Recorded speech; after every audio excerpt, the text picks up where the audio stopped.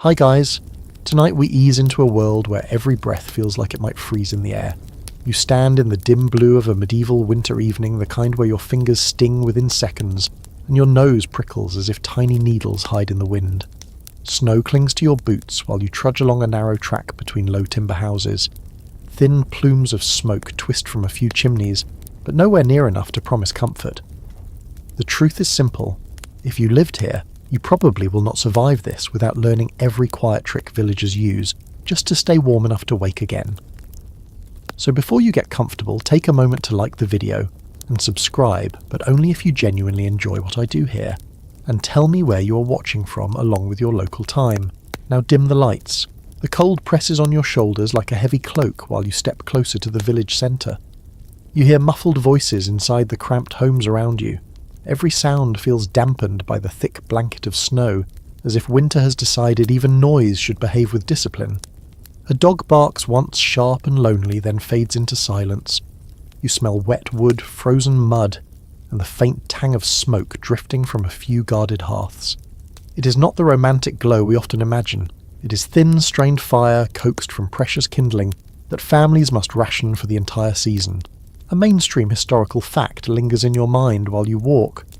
Most medieval peasants spent the winter months inside houses, barely insulated from the elements. Walls made from timber frames filled with wattle and daub were a standard form of construction throughout much of Europe, and although practical, they trapped only a modest amount of heat. You place your hand on one such wall now. It feels like touching a chilled drum. The material is light and porous, and you sense the cold pushing straight through it without hesitation. As your eyes adjust to the fading light, you notice villagers moving about with a steady, almost resigned rhythm. They lift buckets, stack bundles of sticks, shake out damp cloth, and call to one another with a kind of weary determination. People know that if chores slip, even a little winter punishes immediately. You feel tiny flakes settle on your lashes and melt into cold droplets. The sky carries that heavy look that hints at another storm waiting in the wings. A quirky or fringe tidbit drifts into your head and makes you smile despite the chill. Some medieval communities believe that placing a carved wooden figure near the doorway could discourage frost spirits from creeping indoors at night. Whether anyone truly believed it or simply liked the comfort of a small wooden guardian, the charm still sits beside several doors in the village, its face smoothed by years of handling. You reach out and brush your fingers over one. The wood is frigid and strangely soothing. You continue walking as the last daylight slips away. People hurry to finish tasks before darkness fully arrives. A woman pulls a shutter closed with a loud clack. A young boy kicks snow from his shoes, then disappears inside a doorway. Around you, the village seems to fold inward like a great creature settling into a cold slumber. Windows glow faintly with firelight that flickers against the frost gathering on the glass. You notice how the glow stutters, as if even the flames themselves grow tired. Historians still argue whether this hushed evening rhythm came from practical necessity alone, or from long-held ritual patterns influenced by older seasonal traditions. Some scholars think villagers shaped their entire schedule around a sense of spiritual caution once the sun fell below the horizon. Others insist that people simply used every moment of daylight to avoid freezing. You feel both arguments in your bones as the village quiets around you. Practicality and superstition often share a bed in the Middle Ages. Your breath comes out in short silver clouds as you move toward the centre of the settlement. The snow crunches beneath your boots and echoes between the buildings. Roofs sag under thick layers of ice that glitter faintly in the moonlight starting to rise. You catch the faint smell of hay drifting from a barn where animals shuffle restlessly. Their warmth, as meagre as it might be, counts as a precious resource tonight.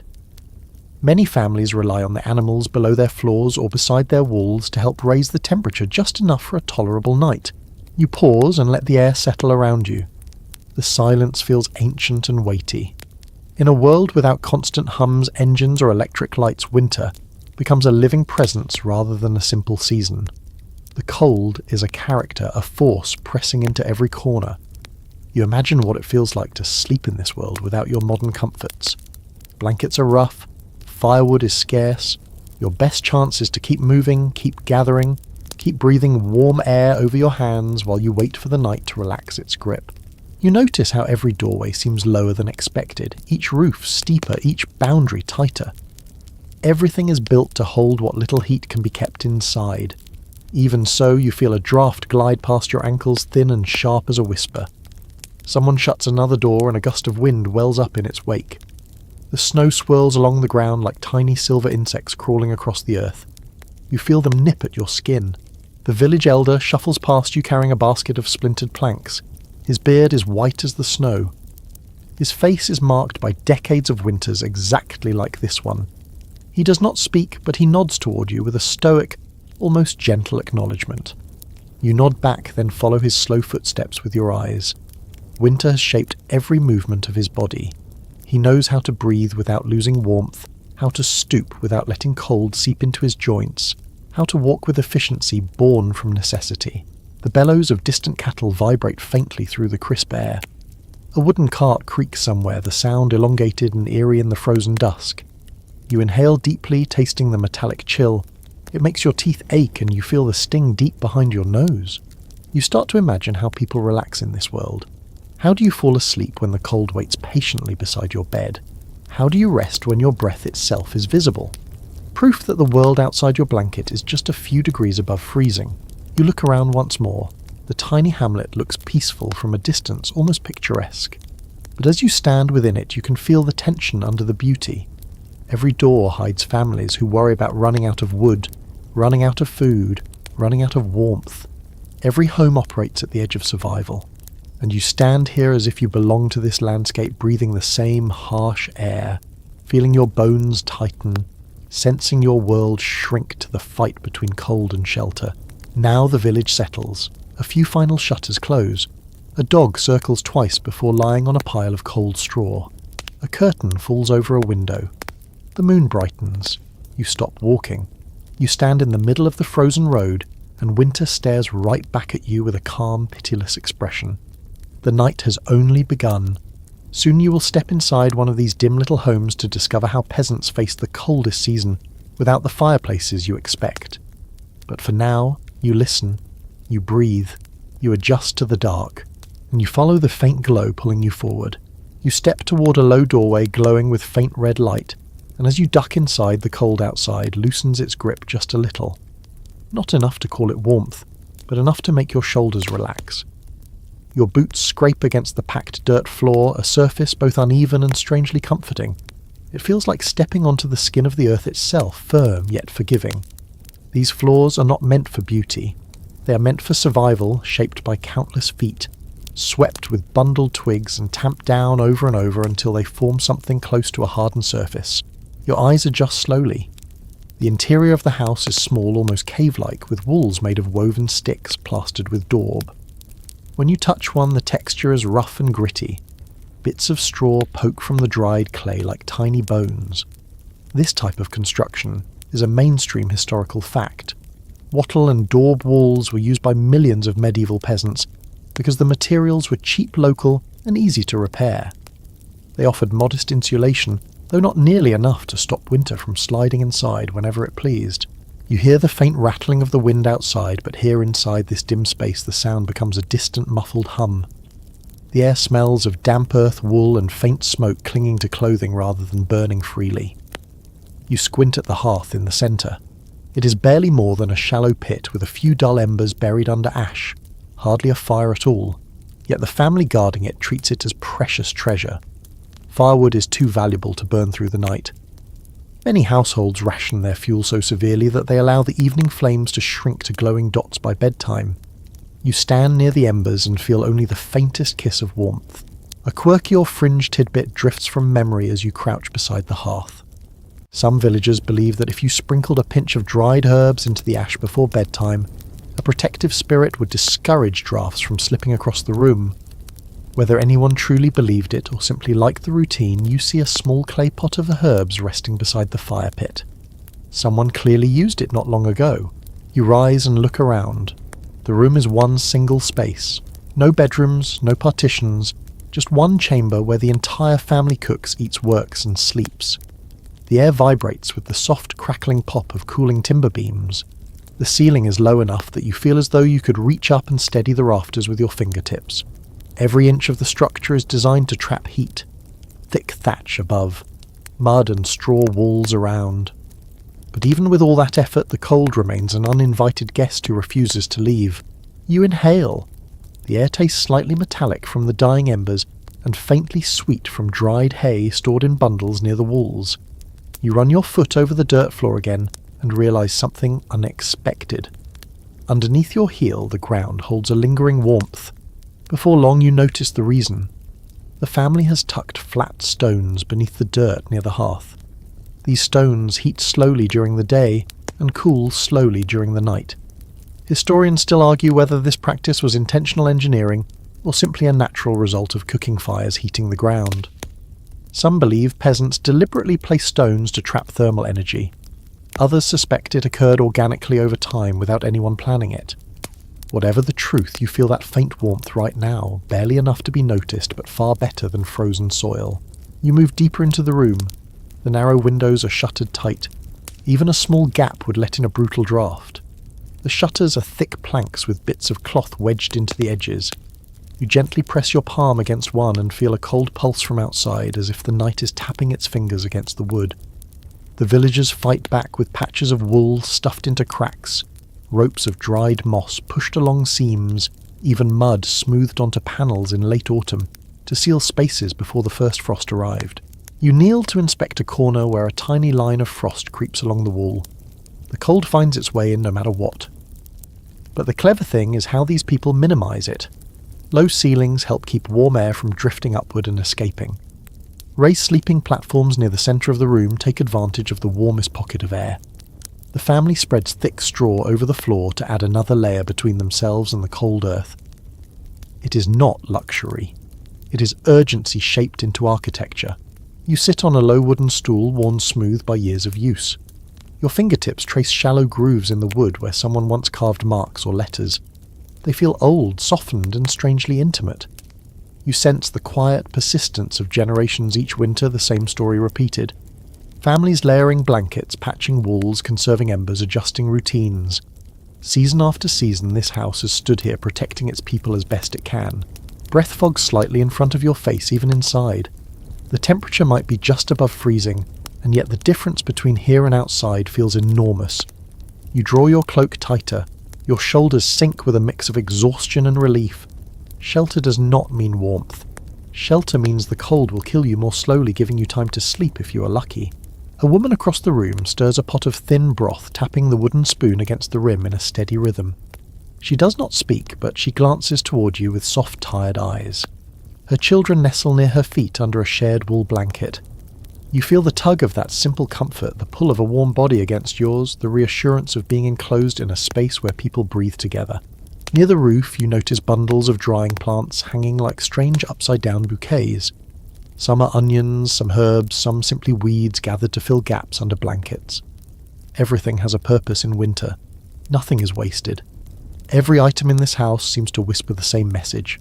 Survive tonight, and then survive the next and the next and the next until spring finally remembers you. You step toward the center again, letting your fingers brush the rough wall.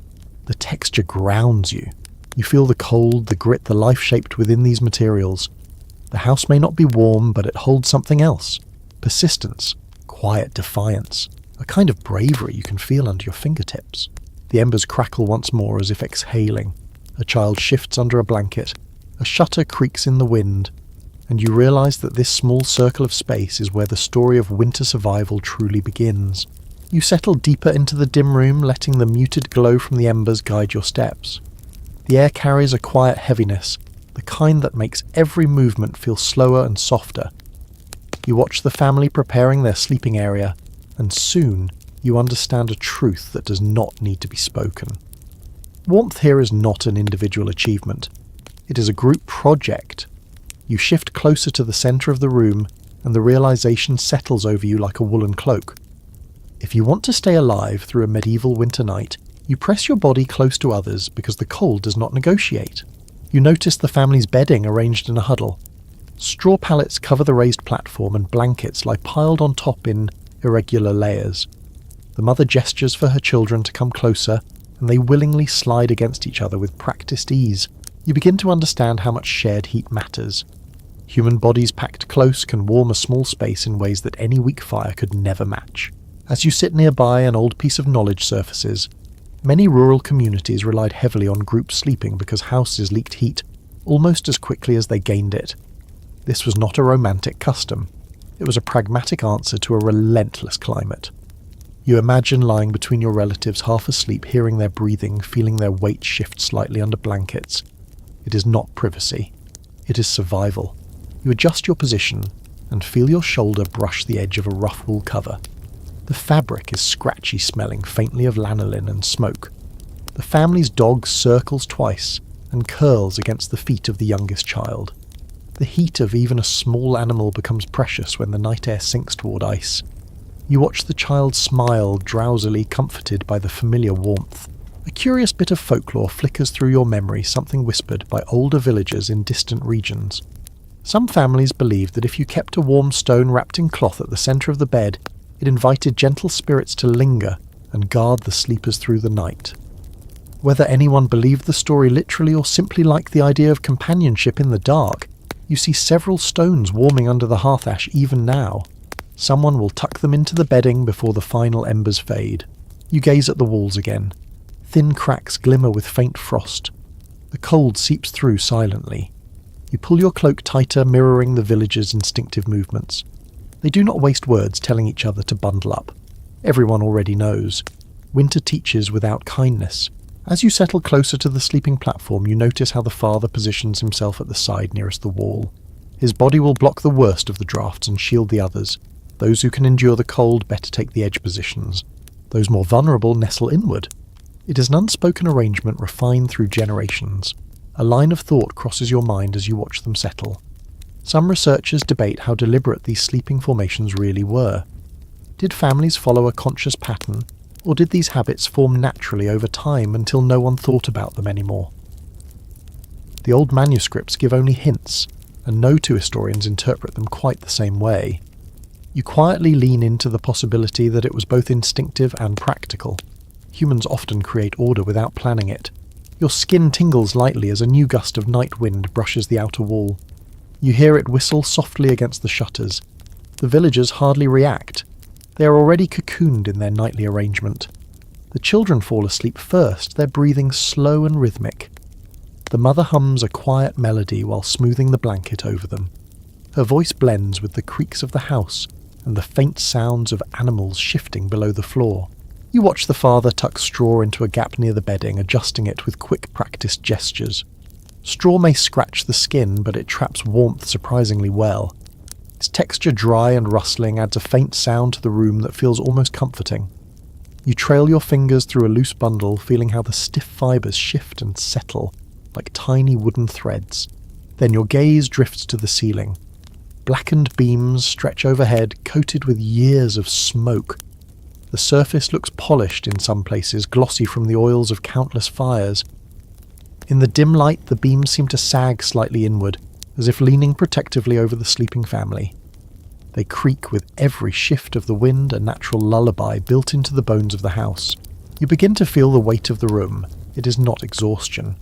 It is the deep grounding heaviness that comes from being surrounded by warmth that is earned rather than gifted. You feel your own breath grow slower as you sit beside the embers. Their glow pulses gently like the heartbeat of the house. You lean in slightly, letting your shoulder rest against a post warm from earlier cooking fires. The wood radiates a faint heat that feels almost tender. You close your eyes for a moment and imagine the countless winter nights families have endured in this very spot. Nights filled with fear, resilience, tiny joys, shared jokes whispered under blankets, and the steady knowledge that another long day of winter waits beyond dawn. Inside this single room, winter feels both smaller and larger. Smaller because humans face it together. Larger because it presses against the walls with such immense patience. You picture the snow outside piling higher, the wind sweeping across empty fields, the night sky thick with silent stars. And yet here, just a few feet from that cold world, a cluster of bodies keeps a spark of warmth alive. You sense movement beside you.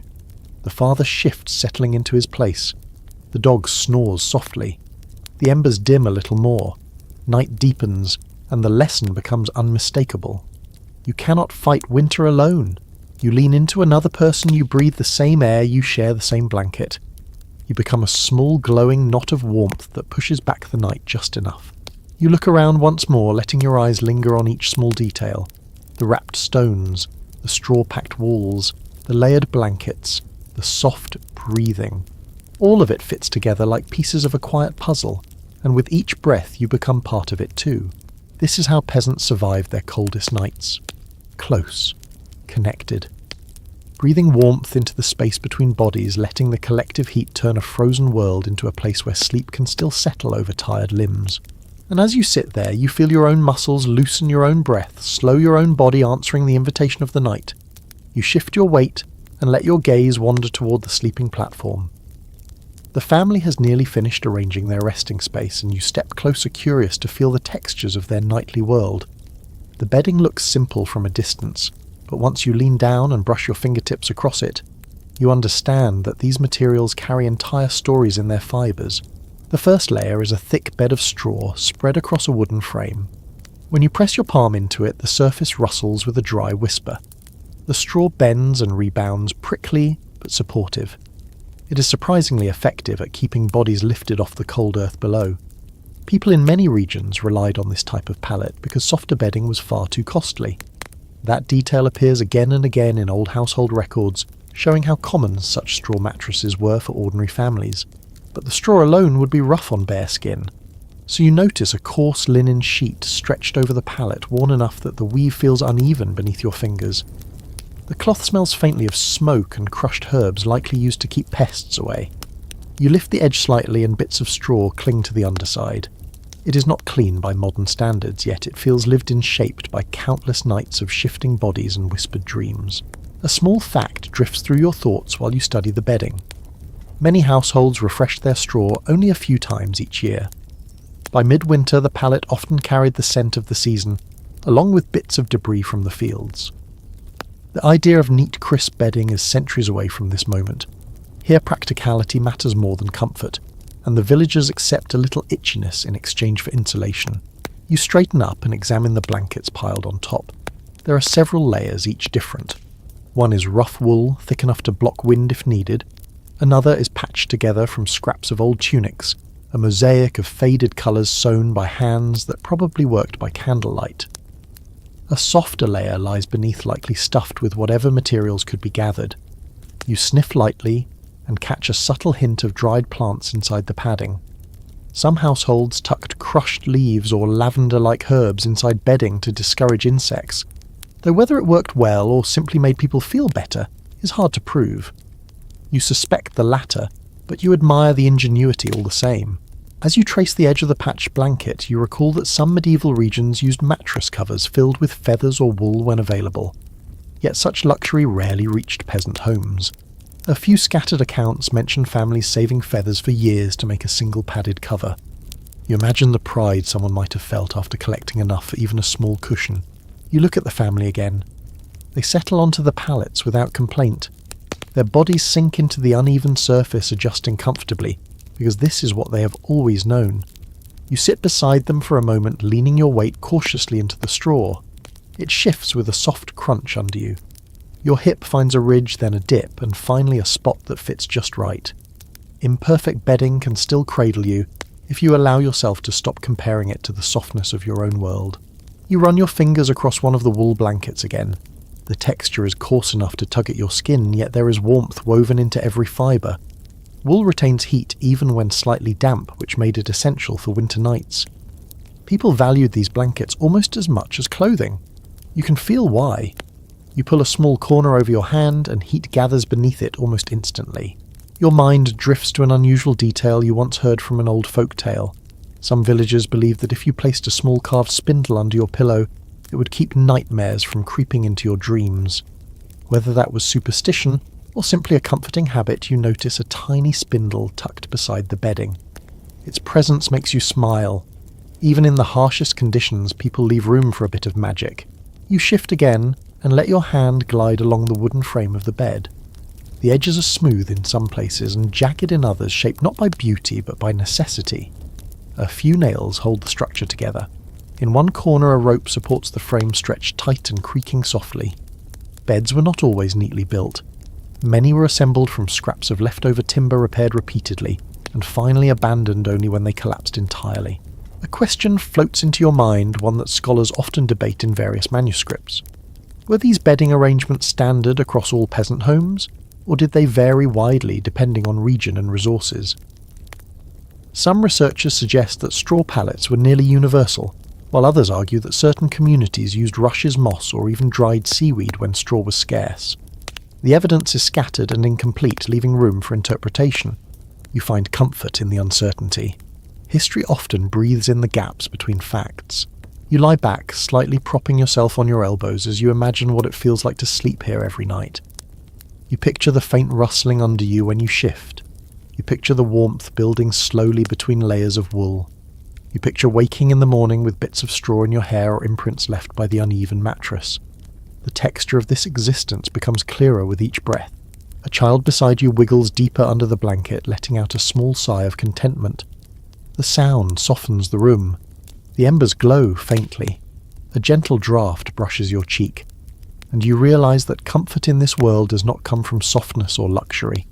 It comes from familiarity, from the weight of blankets shared with loved ones, from knowing you can face another cold night, because the bedding beneath you has held you through countless nights already. You press your palm into the straw once more, feeling its firmness. You inhale the earthy scent. You listen to the quiet rustle as you shift, and slowly the harshness of this bed begins to fade. In its place grows a kind of humble peace, a reminder that even the simplest materials can cradle a weary body when the world outside freezes solid. You sit upright again, letting the faint warmth settle into your shoulders, while your eyes drift toward the edges of the room. No matter how carefully the villagers prepare their home, you can still feel the cold creeping in from every direction. It slips along the floor like a patient animal, squeezing through places you would not expect. You shift your leg slightly, and a tiny shiver climbs your spine as a thread of icy air brushes your ankle. You take a slow breath and study the walls more closely. The timber beams groan softly as the night wind pushes against the house. Between those beams lie panels of daub that have been patched so many times you can no longer tell where the original surface ends and later repairs begin. The layers look like overlapping scars, each one marking a battle fought against winter. You reach out and touch one seam. Even through the dried mud, you feel a subtle chill seeping inward. A widely recognised detail from village life comes to mind while you examine the walls. Many rural homes had gaps between boards or around doors that villagers attempted to fill with anything they could find. Wool scraps, moss pressed into cords, clay packed into crevices, even spare bits of cloth. It was a constant struggle because surfaces cracked easily in the cold. Tonight you can see several fresh patches where the residents tried their best to block drafts, only hours before sunset. A gust rattles the shutters, making one of them bounce slightly against the frame. The sound is sharp, like knuckles tapping wood. You tilt your head and notice a faint sliver of moonlight cutting through a barely visible split. It is thin as a hair, but cold enough to send another small wave of air toward the floor. You crouch beside the window and feel the stream brushing your fingertips. Something amusing drifts into your memory, a small piece of winter wisdom whispered in some farming households long ago. People sometimes tucked clumps of chewed bread paste into cracks as an emergency seal. It hardened quickly and could be replaced daily. Not exactly elegant, but clever in its own messy way. As strange as it sounds, you would probably use it too if the cold kept slipping in while your children tried to sleep. You rise again and look upward. The ceiling beams carry dark streaks from years of smoke, but where the soot is uneven, you catch glimpses of frost forming near the edges. It looks like thin white lace creeping in from the outside world. If you place your hand near the roofline, you feel how the cold presses downward like a slow, silent tide. You imagine lying beneath these beams each night, listening to them contract and expand with every shift of temperature.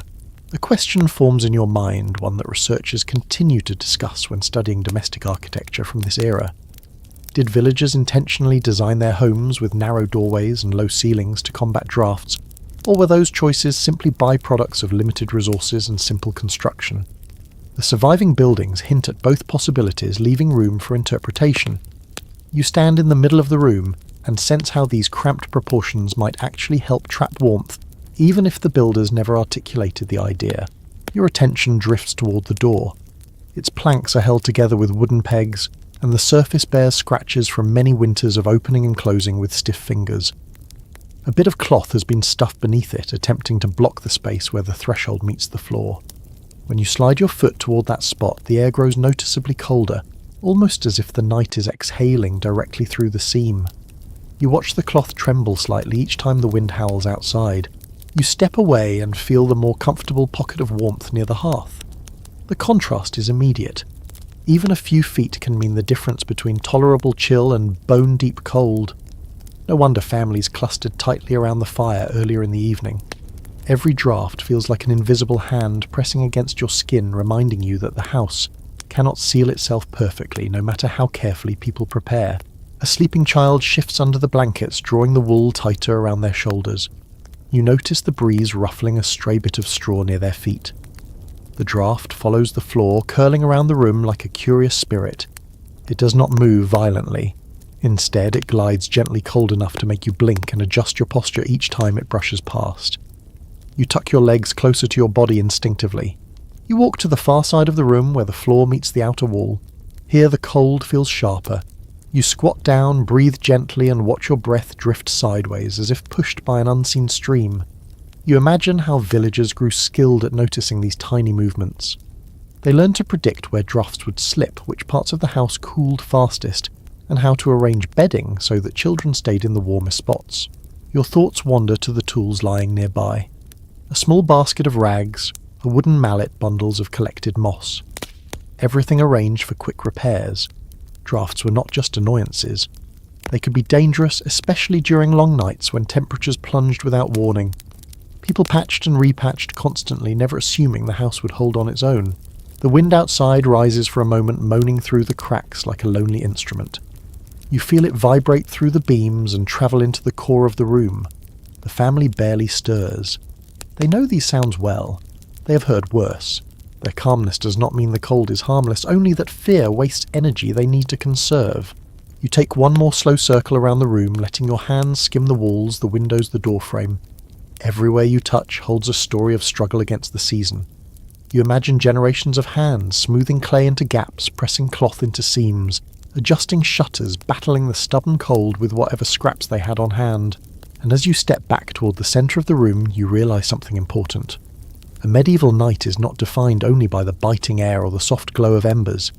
It is shaped by the constant conversation between humans and the drafts that test their skill. Every gap filled, every cloth stuffed, every patch added is another quiet triumph in a world determined to steal warmth. You sit down once more near the straw pallets. The cold prowls along the floor, curious but held at bay. Above you the beams settle with a soft groan. The drafts whisper at the edges of the room, searching for an open path, and you settle deeper into the moment, understanding how much effort it takes simply to sleep when winter presses its weight against the walls. You sit quietly for a moment, listening to the faint creaks of the house, until another sound rises gently beneath your feet.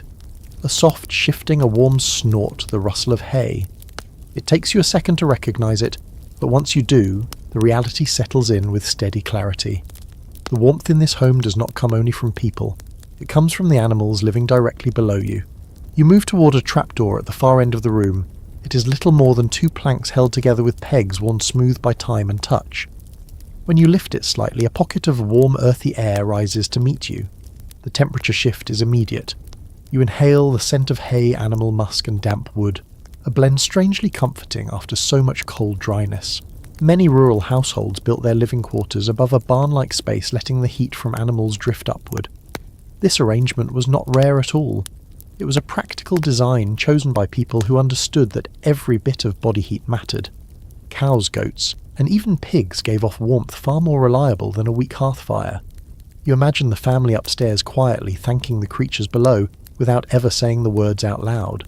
You lean over the opening and peer into the dimness. Moonlight sneaks through slats in the outer wall, catching strands of hay that glow faintly like golden threads. You hear a cow shifting her weight, her heavy body settling deeper into straw. A goat chews, rhythmically unbothered by the lateness of the hour. Their movements send tiny vibrations up into the floorboards, making the whole room feel alive. A trace of old belief surfaces in your thoughts as you watch. Some villagers once said that sleeping above animals invited good fortune because the creatures guarded the household during winter nights.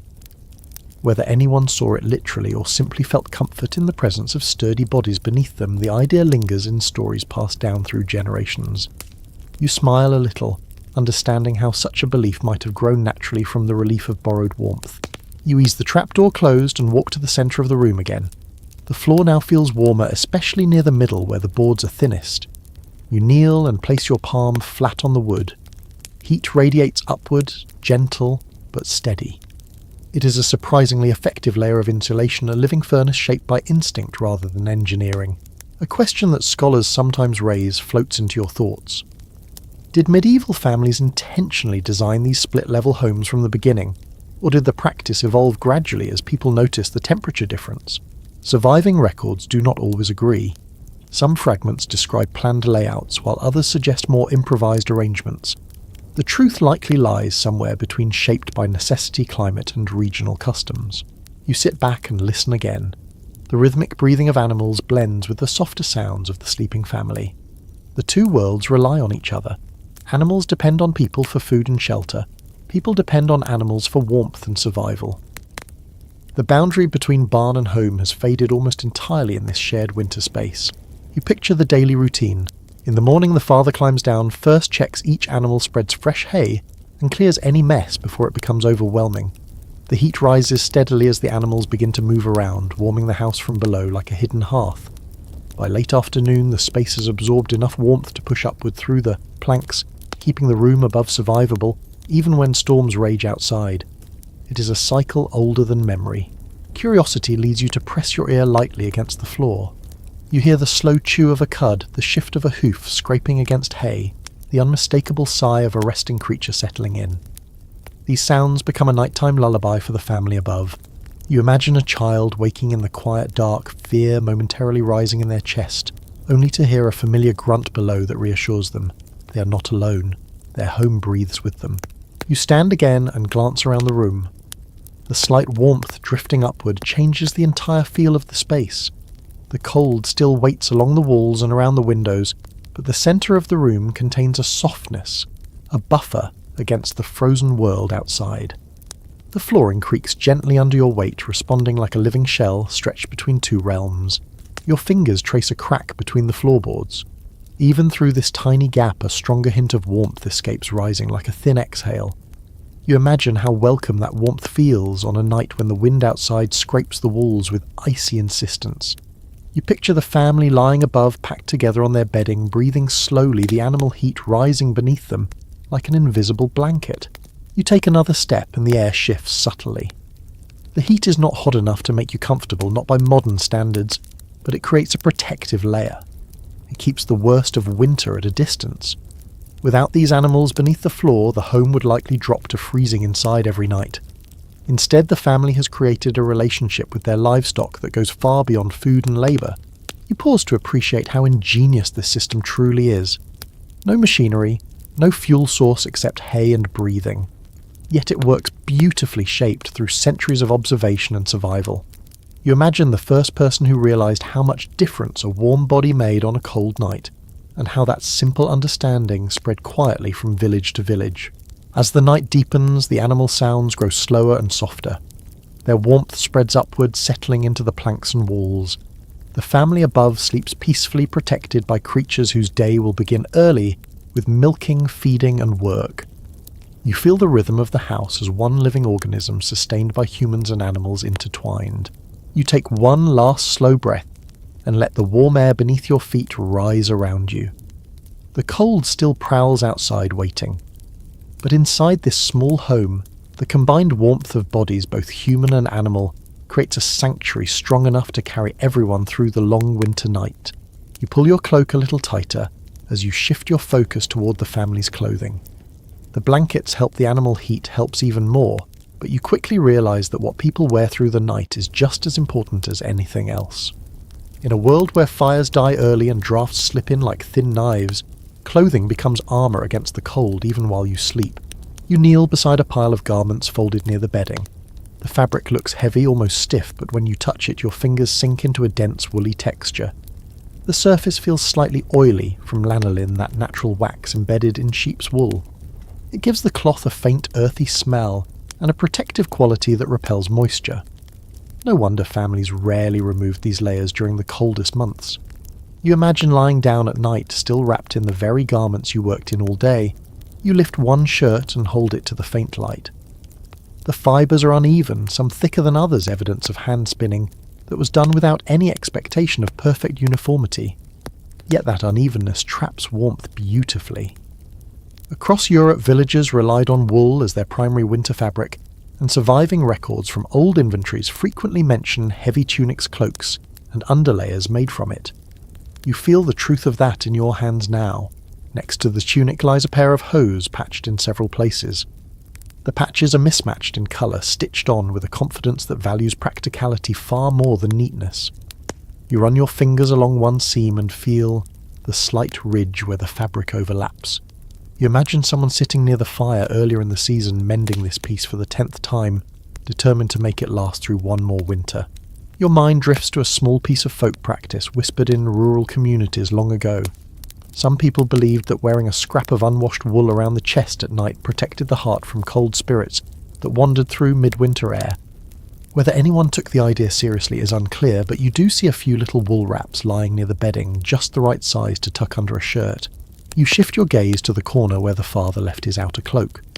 The garment is heavy, thick, and far longer than anything you would comfortably sleep in. Yet many villagers slipped into bed wearing their cloaks, letting their own body heat build beneath the layered folds. You run your hand along the hem and feel tiny burrs clinging to the fibres. This cloak has travelled through fields, forests, and snow-gathering pieces of the landscape as it went. As you examine the clothing more closely, a question takes shape, one that researchers often debate when studying medieval textiles. Were these layers standardised from household to household, or did clothing styles vary significantly based on region, climate, and available resources? Some scholars believe cold weather forced patterns of dress to converge, while others point to archaeological finds showing surprising regional variety. The evidence does not settle neatly into one picture, leaving room for interpretation as you stand among these worn garments. You gently pick up a child's tunic that looks softer than the others. It is lined with brushed wool which feels almost plush compared to the coarse outer layers. Children always received any extra softness the household could spare. You imagine a mother smoothing this tunic over her sleeping child, hoping the warmth will hold through the night. Nearby a basket holds mittens made from felted wool. The felt feels thick and solid in your grip, a dense fabric that blocks wind almost entirely. Felted items were treasured during midwinter because they trapped heat more effectively than woven cloth. You picture the family pulling these mittens over their hands even while sleeping, especially during the harshest nights when frost formed on the inside of windows. You turn toward the sleeping family again. Even now you can see that each person lies under the blanket, still fully dressed. Shirts tucked into hose sleeves, pulled low cloaks draped loosely on top. Removing clothing during winter nights would be foolish. The temperature can drop sharply without warning, and a few minutes of exposed skin could mean hours of aching cold. You lean down and feel the fabric closest to you. The wool has softened from years of use shaped by the heat and sweat of countless nights. It holds the faint scent of smoke, sweat, and fields. This is the smell of survival woven into every thread. The mother turns slightly in her sleep, her cloak shifting enough for you to glimpse a thick cord belt tied around her waist. Such belts were often kept on even at night, partly to secure layers and partly to carry small pouches or tools that mattered too much to leave scattered. You imagine how comforting it might feel to sleep with everything essential still on your body. A small draught passes over your cheek, reminding you just how thin the barrier between warmth and winter truly is. Clothing becomes a wall, a barrier you build across your own skin. Without these layers, the cold would swallow you whole. You reach for another garment in the pile, a pair of thick socks made from coarse wool. The stitching looks almost hurried, the threads uneven, but the socks feel incredibly dense. You picture someone wearing these while burrowing into a straw bed, the warmth slowly seeping into their toes while frost forms silently on the far wall. You sit back holding the socks in your hands for a moment. The fabric warms slightly from your touch, responding almost instantly. You understand then why villagers trusted these garments so deeply. Wool feels alive in the winter, shifting, breathing, trapping heat. You look around once more, letting the room's quiet settle over you. The blankets, the layers, the cloaks, the mittens, the patched hose, the tunics softened from years of use. Each piece is a tool. Each one matters. And as the cold presses against the walls outside, you recognise something simple and profound. Clothing here is not fashion. Clothing is shelter. You rest your hand on the edge of the straw pallet and let your attention drift beyond the warmth gathered in this little cluster of bodies. The room itself has begun its own nightly transformation. As the embers dim and the last hints of daylight vanish, the world inside the cottage fills with a different kind of sound. Not loud, not frightening. Instead, a soft symphony that feels strangely intimate once you settle into it. The first thing you notice is the wooden frame around you. Every beam carries a slow rhythmic creaking, the natural voice of timber, shrinking slightly as the cold deepens outside. It sounds almost like whispering breaths, tiny groans that rise and fall in no particular pattern. You tilt your head and listen more carefully. Each board has its own tone, its own way of answering the night. In homes across medieval Europe, this nightly chorus of wood on wood was something everyone knew well, often mentioned in old descriptions of rural houses built from green timber that continued to shift long after construction. Your eyes drift toward the shuttered window. A faint whistle escapes through a hidden gap, no louder than a sigh. The sound quivers and then fades as the wind outside changes its mood. You imagine lying in bed, half asleep, hearing that thin song threading through the room like a silver thread. It is not unpleasant, only present a reminder that winter always wants to join the household, whether invited or not. Somewhere above the rafters you hear the flutter of a small creature. Perhaps a nesting bird shifting in its sleep, or a mouse exploring the roof thatch. Rural homes often shared their nights with tiny neighbours, and people simply accepted those faint scurrying sounds as part of the landscape. A few surviving folk tales even claim that mice moving across the beams foretold a lucky day ahead, though no one agrees how that idea began. You smile slightly as another faint scratch echoes overhead light enough that it barely stirs the air. The family breathes softly behind you, adding their own rhythm to the night. One child snores gently through a stuffy nose. The father exhales in a deep, slow pattern, the kind that comes only after long work in freezing weather. Their breaths mingle with the soft rustling of blankets and the shifting of straw beneath them. If you close your eyes, you can almost imagine the entire house breathing with them, rising and falling in drowsy agreement. You pause as a new sound reaches your ears. The faint clink of a metal pot cooling near the hearth. The pot contracts as the temperature drops, releasing tiny delicate taps like raindrops on stone. You move closer to the hearth and sit cross-legged watching the soft red glow under the ash. Even the embers speak crackling faintly as bits of wood surrender the last of their warmth. These sounds echo across centuries mentioned in old winter journals, describing nights filled with gentle crackles and the soft settling of ash. You tilt your head again when the wind outside rises sharply, rattling the shutters with a sudden burst of energy. The noise fills the room like a quick gust of breath, but then fades back to a dull murmur. Scholars sometimes discuss how much these nightly wind sounds shaped medieval sleep patterns, especially during storms. Some argue that people grew accustomed to the constant presence of wind and slept through it easily, while others believe the noise kept families half awake, always aware of the weather's mood. As you listen now, you can imagine both possibilities. A quiet moment follows so still you can hear your own heartbeat. Then unexpectedly the floor trembles with a soft thump from the animals below. A cow settling deeper into straw, a goat adjusting its position. Their presence sends gentle vibrations through the planks, almost like the pulse of a giant creature slumbering beneath the house. The sound is neither loud nor startling. It is grounding, steady, and strangely comforting. You imagine villagers lying awake smiling faintly when they heard that familiar thump, knowing warmth still rose from below. Your attention shifts to the roof again. The thatched bundles create a soft muffled texture that absorbs sound, enhancing the quiet of the space. Occasionally a tiny bit of ice slides down the outer surface and lands with a faint patter.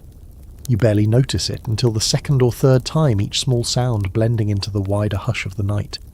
You breathe slowly, matching your rhythm to the stillness around you. Then another subtle noise curls into the room, a faint, steady drip.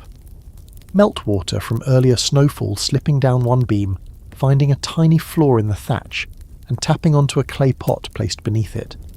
The sound is delicate, like fingertips tapping cloth. Many families kept pots near potential leak spots, knowing winter often tested even the best repairs. You touch the pot rim and feel a thin line of cold moisture just beginning to form. As you stay still, the combined sounds create a gentle tapestry. Wood stretching and relaxing, wind weaving through cracks, straw shifting as sleepers move, pot metal clicking softly, animals grunting below. This is the soundtrack of a medieval night, a world without engines or humming appliances where every sound comes from living bodies, natural materials, or the slow settling of a house that has weathered countless winters. You breathe deeply again, letting these sounds wash over you. Instead of overwhelming noise, you find layers of calm. The room feels alive, each sound a reminder that life continues, even when the world outside freezes silent. You picture lying here until sleep pulls you under, passing through the darkness with the soft chorus guiding your thoughts. In this dim cottage, the night is never truly silent. It is gentle, patient, filled with a quiet hum of survival. And as you listen, you begin to feel your own eyelids grow heavier, lulled by the simple music of beams, windstraw breath, and warm bodies keeping each other safe through the longest hours of winter. You shift your weight and glance once more at the fading embers, then at the tightly shuttered window. A thought flickers through your mind with sharp clarity. This quiet little cottage is lucky to have even a handful of glowing coals left. Many homes in the poorest regions spent winter nights with no fire at all. You feel the truth of that settle into your bones as you imagine the world beyond this room, where darkness presses against families who cannot afford even a few scraps of wood to keep the cold at bay. You make your way toward the hearth and crouch beside it. The ashes glow faintly, barely warm. You push your hand close enough to feel the heat, though even calling it heat feels generous. It is more like a memory of warmth rather than the thing itself. The family here stretches their fuel carefully, letting the fire burn bright only during cooking hours and early evening chores. Once night falls, the flame fades because there is simply not enough wood to spare. You picture another cottage down the road owned by a family who could not gather enough firewood before the first snow. Perhaps the forest belongs to a landlord who restricts access. Perhaps the rulers of a region forbid peasants from cutting trees in certain woods, keeping resources for their own estates. Documentation from various feudal territories shows how often access to firewood was rationed, taxed, or tightly controlled. You imagine living in such a place where stepping into the forest with an axe could lead to fines or worse. A detail surfaces as you let your fingers sift through the ash. People found creative ways to maintain a sense of heat when they lacked wood. Some homes used dried peat or bundled sticks collected illegally at night. Others burned brushwood so thin and brittle it produced more smoke than flame. And many simply let the fire die early, choosing to save even a tiny bit of fuel for the next morning's cooking. You imagine waking to a cold so sharp it cuts the breath out of your chest, knowing the only way to warm the house again is to coax a spark from the meagre embers saved under ash. Near the hearth sits a small clay container with a lid shaped like a squat little dome. When you lift it, you see faint traces of charred coals tucked inside. This is a small survival tool used in some regions to preserve embers overnight. A few glowing coals could be kept alive for hours when smothered under ash. In the morning, the family would blow gently on the embers, feeding them with dry twigs, until a weak flame stirred back to life. Without this method, lighting a new fire from scratch could take valuable time and resources. Your attention drifts to the far corner of the room where the shadows pool thick and deep. You imagine a night without even this slight warmth. The air would bite into your fingertips and cling to your lungs, making each breath feel as if it carried tiny shards of ice.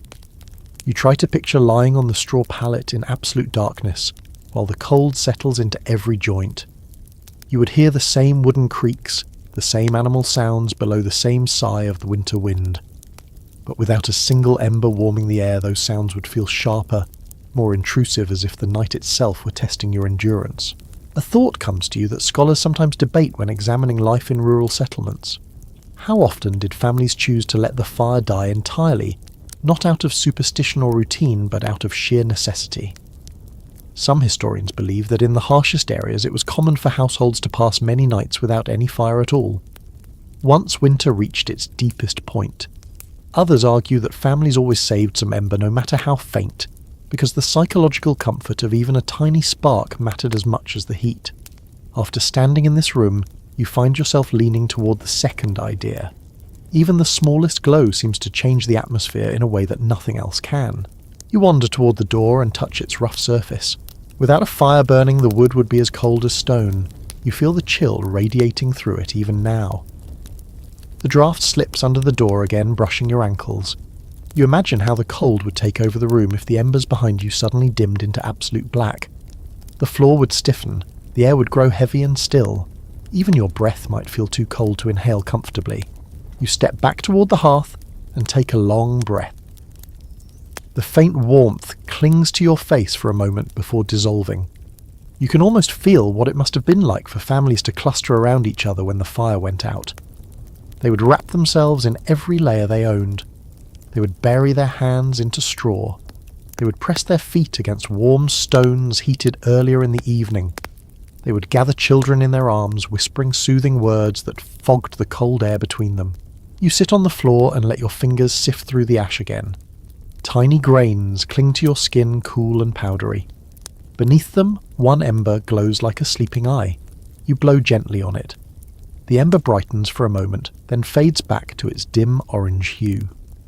You feel an odd sense of connection to all the hands that performed this tiny rescue throughout history.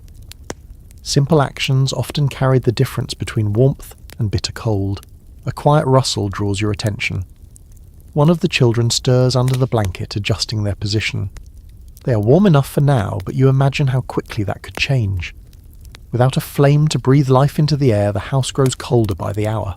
The stones in the floor gradually lose their stored heat.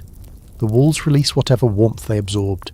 The animals below shift less often as they begin to sleep deeply, sending fewer pulses of warmth upward. You rise slowly, moving to the centre of the room to study how the cold behaves. It moves like a tide. It begins at the edges, slipping along the walls, curling around the windows, creeping beneath the door. Then it spreads through the floorboards, quiet but determined. Finally it reaches the beds, brushing fingers of cold over blankets and faces. A family without fire feels this approach long before dawn arrives. Yet even in the coldest homes, people found ways to endure. They placed heated stones near their feet. They slept with dogs curled beside them. They wrapped heads and hands in whatever fabric they had. Some families even breathed into their blankets to create pockets of warm air, letting the heat gather under the cloth. You move closer to the hearth once more, letting the ember's faint glow light your fingertips. The truth settles gently into your mind.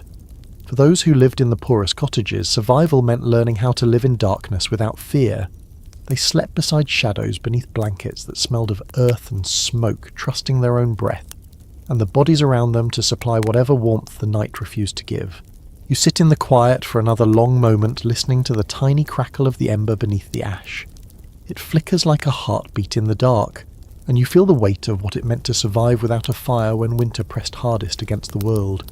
You let the room settle around you for a moment, the ember's faint glow softening your vision, until everything looks like it floats in a gentle haze. Then you turn your attention to something subtle, but unmistakably important. Before a medieval family lay down for the night, they performed small rituals that shaped the atmosphere of the room. Not formal ceremonies, not grand gestures, but quiet habits carved from experience. You step toward the hearth again, noticing how the family prepared every corner of their small world before sinking into sleep. You glance at the pot of broth cooling by the wall. The mother ladled the last warm spoonfuls into the children earlier, and the remnants now sit under a cloth ready to become tomorrow's breakfast. Evening meals were often thin and modest, but even the slightest warmth lingering in the stomach could help blunt the cold pressing at the door. Simple food carried its own kind of comfort, a calm foundation for long winter hours. Near the door you see the broom made from stiff twigs propped against the frame. Just before lying down, someone swept the floor in a few practiced strokes, pushing debris toward a small pile near the wall. Many households believed that sleeping in an untidy room attracted pests and illness. Whether or not the belief had practical truth, people followed the habit diligently. Cleanliness, even in its simplest form, brought a sense of order to a world that could feel frighteningly unpredictable. On a small stool beside the hearth, a few dried herbs lie bundled in twine. Their scent reaches you as you lean closer. The aroma is soft and slightly sweet, a mixture of plants gathered during the warmer months. Some families placed herbs near sleeping areas to calm the mind or to mask the smell of damp wool and smoke. You imagine a mother gently brushing these herbs across a blanket before laying it over her children, hoping the fragrance would make sleep come more easily. A simple fact slips into your awareness as you examine the bundles. In many communities, people used herbs not for luxury but for their believed medicinal or protective qualities. Texts from rural healers mention winter evening mixtures intended to ease breathing, soothe nerves, or chase away lingering aches from long days of work. You sniff the bundle again. Perhaps this one holds mint or sage plants valued for their calming effects. You step toward a wooden basin sitting near the wall.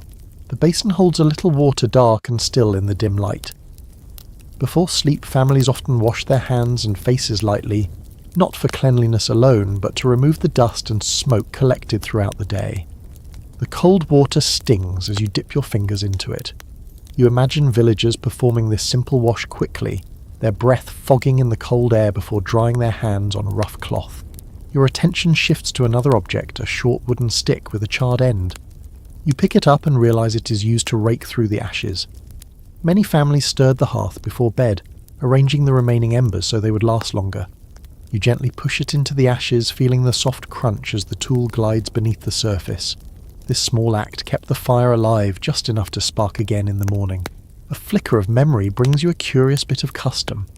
Some households believed that if the last ember died before sunrise, it invited ill fortune. People took great care to cover the ember well, sometimes whispering a short wish or breath of thanks before placing ash over it. Whether this carried mystical meaning or simple caution hardly mattered. It turned a necessary task into a tender moment of connection with the home itself. You rise and wander toward the bedding again. The mother gently adjusted the blankets earlier, making sure they lay smoothly.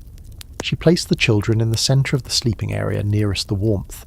You picture her doing the same every night, her hands arranging those little details without thought, guided by a lifetime of winter routines. As you watch the quiet room, a question forms in your mind, one that researchers often discuss when studying domestic writings. Did these nightly patterns carry symbolic meaning, or were they purely practical? Some argue that these habits formed an informal ritual structure offering psychological comfort as darkness pressed in. Others believe the routines were simply efficient ways to manage a difficult environment. Standing here now, you sense that both explanations might be true. Ritual often grows from necessity. You let your gaze wander to the door one last time. The father tucked a cloth into the gap at the bottom just before lying down. He pressed it with his foot, checking that no icy draft could slip through. That single action feels like a quiet declaration. The house is ready. The family can rest. You move back toward the hearth and sit cross-legged. The ember glows, faintly pulsing like a slow heartbeat. The sounds of sleep begin to fill the room. A child breathes softly. Someone shifts under a blanket. The animals below stir and settle again. Each sound blends with the rituals performed just moments earlier, and as you sit in the dimness you begin to sense the deeper purpose behind all these small tasks. When the winter night stretches impossibly long and cold, stability becomes warmth. Repetition becomes protection. Familiar gestures hold the darkness at bay. You breathe slowly, letting the soft scent of herbs, the faint glow of embers, and the memory of the evening's quiet movements wrap around you like an invisible blanket. These humble rituals performed day after day turn a harsh world into one where sleep can find you without fear. The house exhales, the room stills, the night deepens, and you settle deeper into the quiet rhythm of survival. You shift your weight toward the centre of the room again, and your eyes fall on the smallest sleepers tucked tightly beneath the blankets. The children lie bundled so closely together that at first glance they look like a single curled shape, a little nest of limbs and wool and quiet breath. You step closer, noticing how instinctively they gravitated toward each other as the night deepened. In a world where heat is precious, children become experts at borrowing every bit available. You crouch beside the pallet and study the way their bodies line up. One lies on their side knees pulled to the chest. Another presses their forehead into the first child's shoulder. A younger one curls their feet underneath the others, tucked so deeply into the layered blankets that only the top of their hair peeks out. You inhale gently.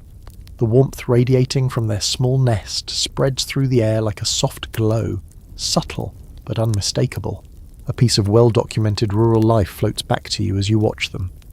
Households often place children at the very centre of the sleeping arrangement because their smaller bodies lost heat faster. Keeping them surrounded on all sides offered insulation that straw and blankets alone could never match. It is a simple choice, but one mentioned repeatedly in old descriptions of large communal beds found in many regions. You lean in a little closer and notice one child clutching a small wool scrap in their hand. The scrap looks like it once came from a much larger cloth, but now it is worn down to a soft twist of threads. Items like this often functioned as comfort objects held through long winter nights when darkness felt too big. You imagine little fingers gripping it while storms howled outside, anchoring themselves to something familiar and warm. Near the children's heads lies a tiny cloth pouch. When you lift it gently, a faint scent of dried flowers drifts upward. Perhaps someone placed bits of summer herbs inside months before. Villagers sometimes believed that placing fragrant herbs near sleeping children helped soothe nightmares or chase away cold season spirits that were said to wander through homes during the deepest nights. Whether or not anyone truly feared such spirits, the pouch adds a small layer of reassurance, a psychological warmth glowing alongside the physical one. One child shifts slightly, letting out a tiny murmur, half dream and half instinct.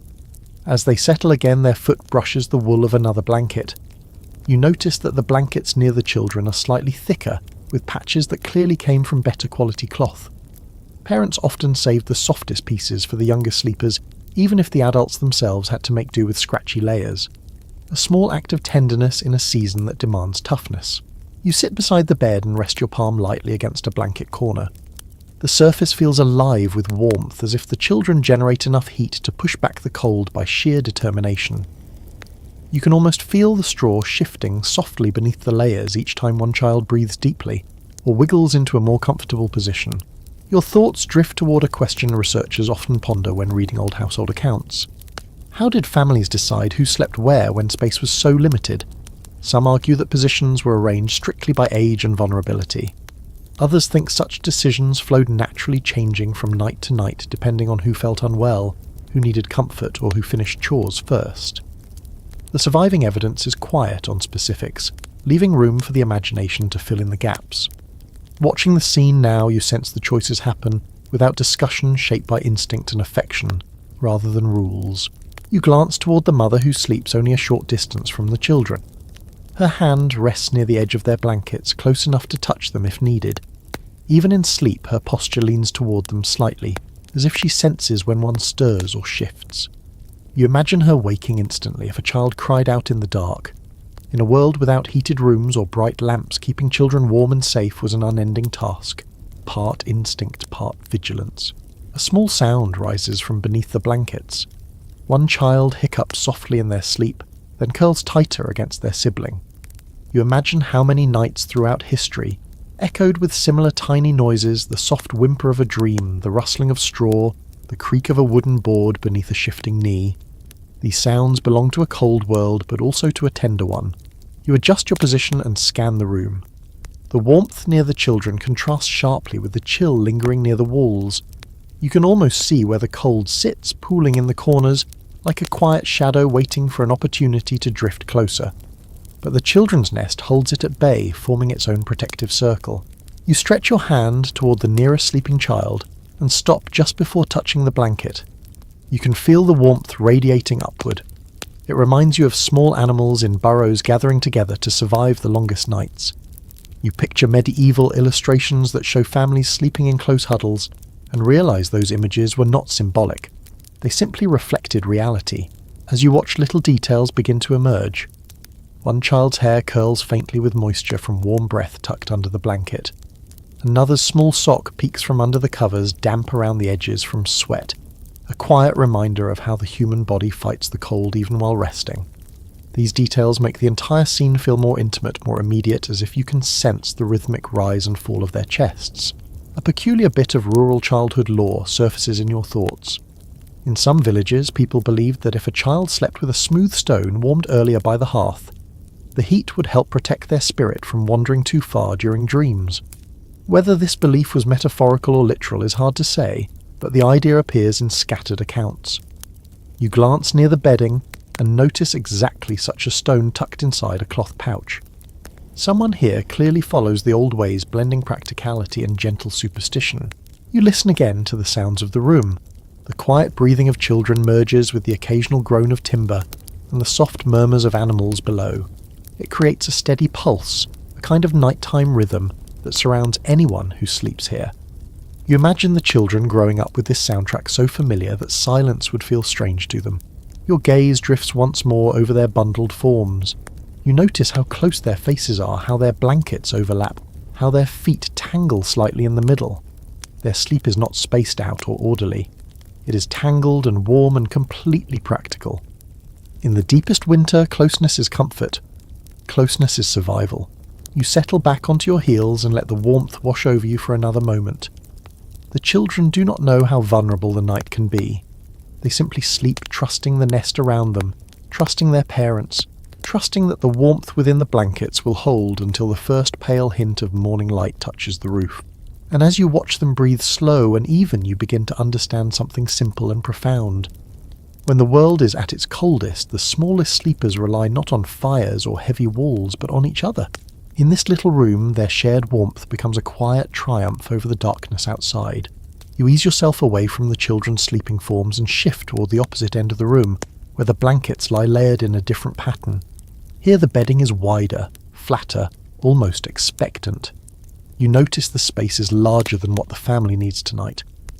That extra stretch of straw and cloth carries a quiet story of its own, one woven into the routines of countless medieval households. You lower yourself beside the sleeping area and touch the edge of the pallet. The straw crunches softly beneath your fingers, a sound both familiar and strangely symbolic. There were nights in every village when travellers arrived unexpectedly seeking a place to sleep before the cold claimed them on the open road. Inns were scarce in rural regions, far too costly for most, and so families opened their doors to strangers when necessity demanded it. Warmth was not something you hoarded. It was something you shared even awkwardly. You imagine a knock at the door hours after sunset. A weary traveller steps inside, face red from wind clothes, stiff with frost. They offer greetings in a trembling voice, hoping not to be turned away. In many regions, written accounts describe how hospitality was more obligation than choice. Villagers understood that one unlucky winter journey could leave any of them desperate for shelter someday. Sharing the room meant sharing survival. You run your hand along the blankets laid out here. The fabric feels rougher, scratchier. These are not the cloaks or softer layers reserved for family. They are the communal bedding worn thin but always ready. Some surviving records mention that these extra beddings were patched with whatever scraps a household could spare, used specifically for visitors, hired workers, or the occasional wandering merchant. A faint scent lingers in the cloth. Smoke, leather, sweat. You inhale again and catch a trace of dried horsehair, likely from a saddlebag, brushing against the blanket on some past winter night. Every piece of fabric here holds the memory of strangers who slept in this very room listening to the same timber, creaks and animal murmurs below. A small memory from folklore surfaces as you lift one corner of the blanket. In some rural communities, people believed that sharing a bed with a traveller brought good fortune, because new stories carried warmth of their own.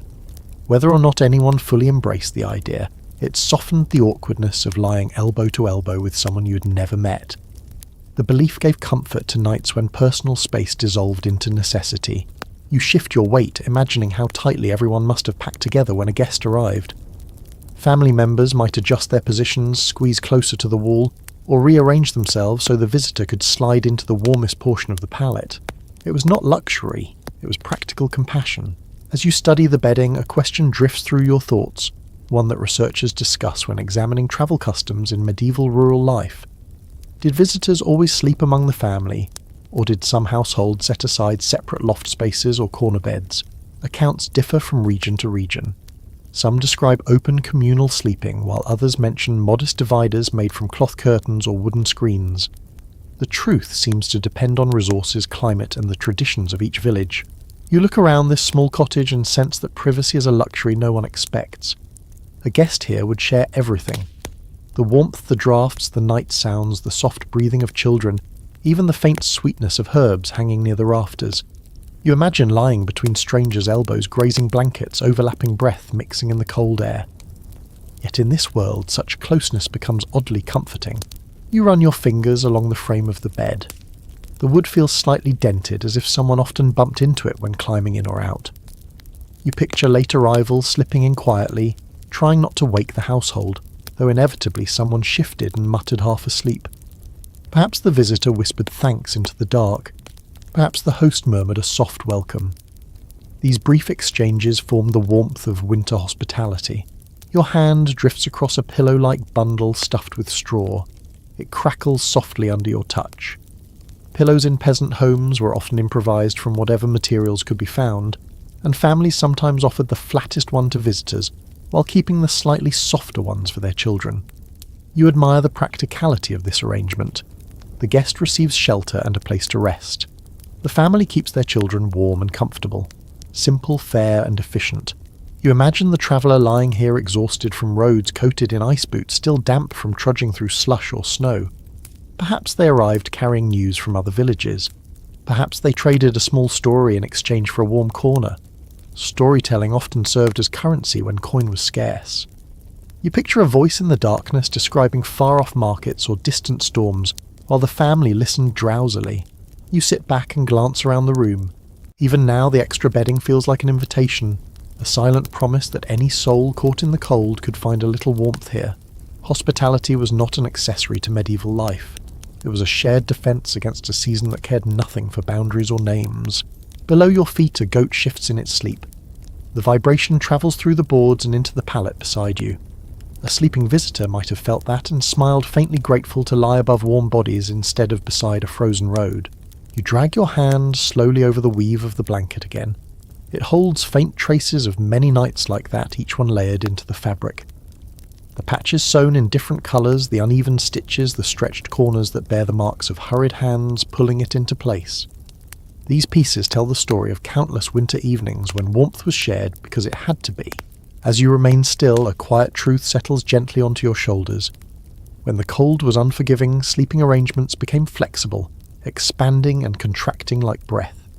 A family might go to sleep expecting a peaceful night, only to find themselves sharing blankets with someone unexpected. And yet, instead of resentment, this closeness often sparked small exchanges of gratitude or humour, bridging lives that would otherwise remain separate. You lower your palm to the straw once more. It feels firm, slightly uneven, but welcoming in its own humble way.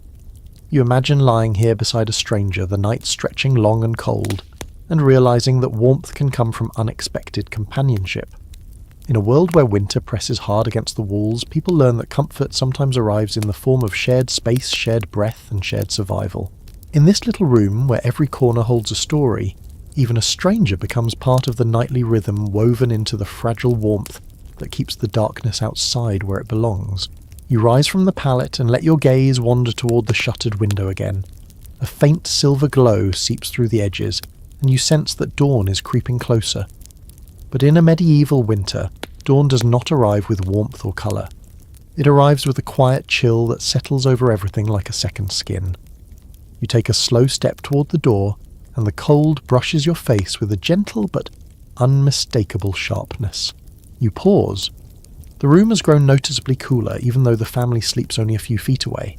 The ember under the ash has dimmed to a tiny red dot no brighter than the eye of a resting animal. You crouch beside it and feel barely any heat at all.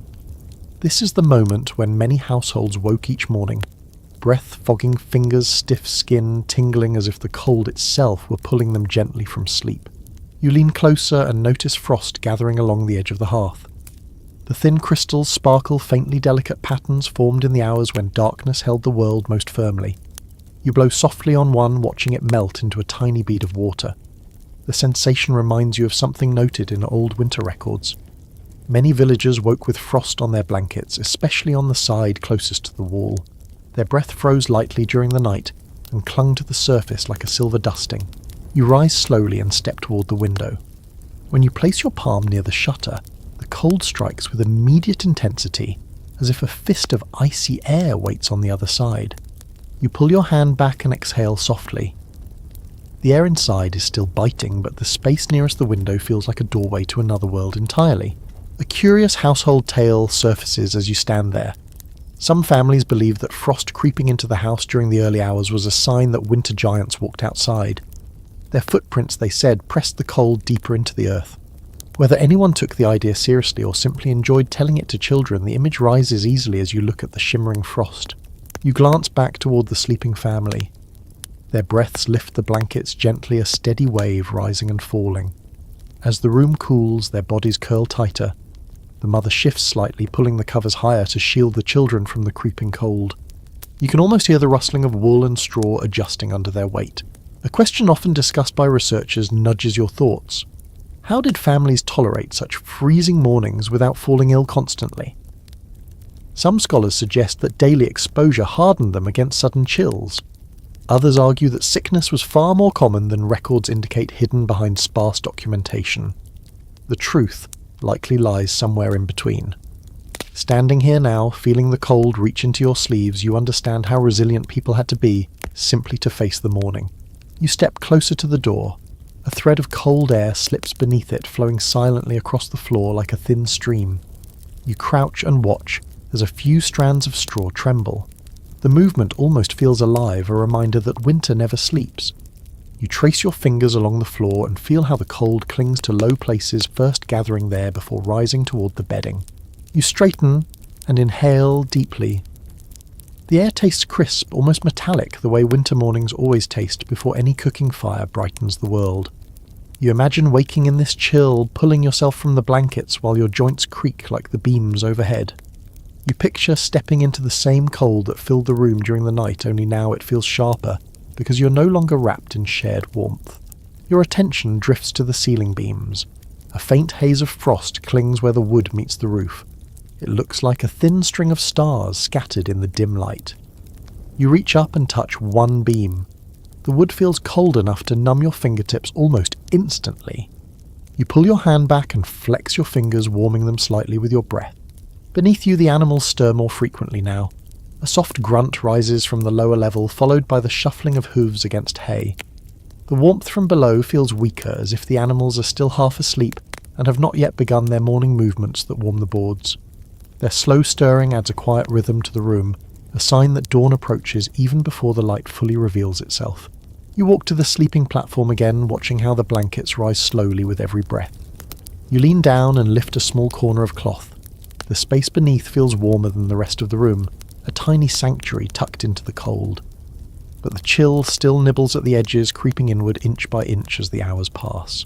You picture the family waking soon. Their first breath would form a small cloud.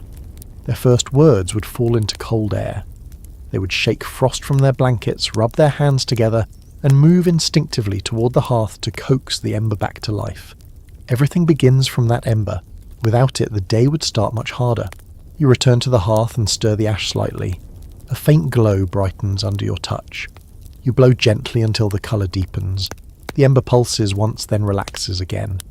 You imagine doing this every winter morning, the simple task becoming a ritual of hope. If that tiny centre of heat wakes again, so does the family. You settle onto a stool, letting the cold fold around your limbs like a thin cloak. Dawn drifts into the room with a pale, ghostly softness. It holds no warmth, but it carries the promise of movement, the beginning of chores, the spark of daily routine that helps chase away the night's stillness. The cold lingers longer in a medieval dawn than you expect. It stretches into every corner, touches every breath, announces itself before any other sensation. But inside this little cottage, surrounded by the sounds of waking animals and the slow stirring of sleepers, you realize something quietly profound. Morning cold is not the enemy. It is simply the next chapter in a rhythm that repeats every day until spring finally remembers its way home. You sit quietly, watching that pale light creep just a little farther across the floor, and it reminds you of something else entirely. Medieval nights were long, winter nights even longer. And families did not always sleep in one unbroken stretch the way many people do today. Instead, sleep often arrived in two separate waves. You feel the thoughts settle into your mind as naturally as the cold settles into the corners of the room. This divided rest was not strange to them. It was simply the rhythm of the season. You rise slowly from your stool and walk toward the centre of the room again. The family is still deeply asleep, but you sense that if you were living in this world, you might already have woken once by now. The quiet stillness of the night often faded after a few hours, replaced by a soft, drifting wakefulness. People stirred, whispered, prayed, tended the fire, checked on animals, or simply lay awake in the dark, letting their thoughts wander. You imagine yourself lying on a straw pallet, eyes half open, listening to the darkness hum with its strange midwinter pulse. You take another slow step and the floorboard creaks under your weight. The sound seems louder now, sharp against the soft breathing around you. You picture villagers waking at this same sound, only for a moment acknowledging it, before drifting into that gentle space between sleeping and waking. Many written accounts from later centuries describe this first sleep ending a few hours after dusk. The second sleep followed a brief interval of quiet activity. This pattern stretches back further than people often realise. You move toward the window as a thin thread of dawn brightens. The cold grows sharper here, tightening around your skin, as if reminding you that the hours between sleeps were spent carefully, with deliberate awareness of temperature. You press your hand against the shutter and feel the night's grip still lingering there. Yet something in the air hints at change. Not warmth, but possibility. You take a slow breath, imagining the patterns that shaped whole lives. A faint childhood tale drifts into your thoughts. Some parents once told their children that waking in the middle of the night was a gift from protective spirits who nudged the household to check the fire or ensure everyone remained warm. Whether or not anyone truly believed such tales, they helped frame those waking intervals in a comforting light. Waking was normal. Waking was expected. You sit beside the bedding and watch the children again. Their small bodies rise and fall with steady rhythm. If they followed the old pattern, they too might stir in the deep of night, mumble, softly curl closer to one another, and slide back into their second sleep without ever fully noticing. You imagine tiny voices whispering to a parent asking for water or warmth, before drifting back down into dreams shaped by flickering shadows. Your attention shifts toward the hearth. You stand and walk closer, crouching beside the ash. A tiny ember still glows faintly, pulsing with the last of its strength. You coax it lightly with the tip of a stick, imagining how someone centuries ago might have woken from their first sleep and done exactly the same. Checking the embers was a nightly habit, a quiet moment when the room felt like a living creature breathing slow and deep. You blow gently. The ember brightens for a heartbeat, then dims again. You imagine the family doing this regularly, the sound of soft breath filling the dark. These moments, those small-shaped winter nights, as much as the cold itself. The time between sleeps might last anywhere from a few minutes to an hour or more. People prayed, told stories, tended their tools, or simply lay in silence, while the world outside hovered in icy stillness. A question rises in your mind, one that researchers still discuss when examining old journals and letters. Was this segmented sleep a universal pattern, or did it vary widely depending on climate and routine? Some evidence suggests that the practice was common across regions with long winter nights. Others argue that it depended heavily on work schedules and access to warmth. The surviving descriptions do not form a single clear picture. Yet here in this dim cottage, the pattern feels almost inevitable. You stand and stretch your arms slightly, letting the cold tug at your muscles. You picture yourself lying on the straw bed, eyes opening midway through the night, the darkness thick and gentle around you. Perhaps you would listen to the wind outside, wondering how many hours until dawn. Perhaps you would reach for a blanket edge and pull it closer or whisper to someone beside you. Maybe you would simply stare at the faint red glow of the ember and let your mind drift like smoke. You move slowly through the room, now taking in the objects shaped by nightly rhythms. The clay pot near the hearth, waiting to be refilled. The small knife left by the wall, ready for morning chores. The herbs hanging near the rafters, intended for calming breath and steady dreams. These things all exist within the quiet space between sleeps. They are part of the world that wakes briefly, only to slip back into rest. You kneel near the children again and touch the blanket lightly.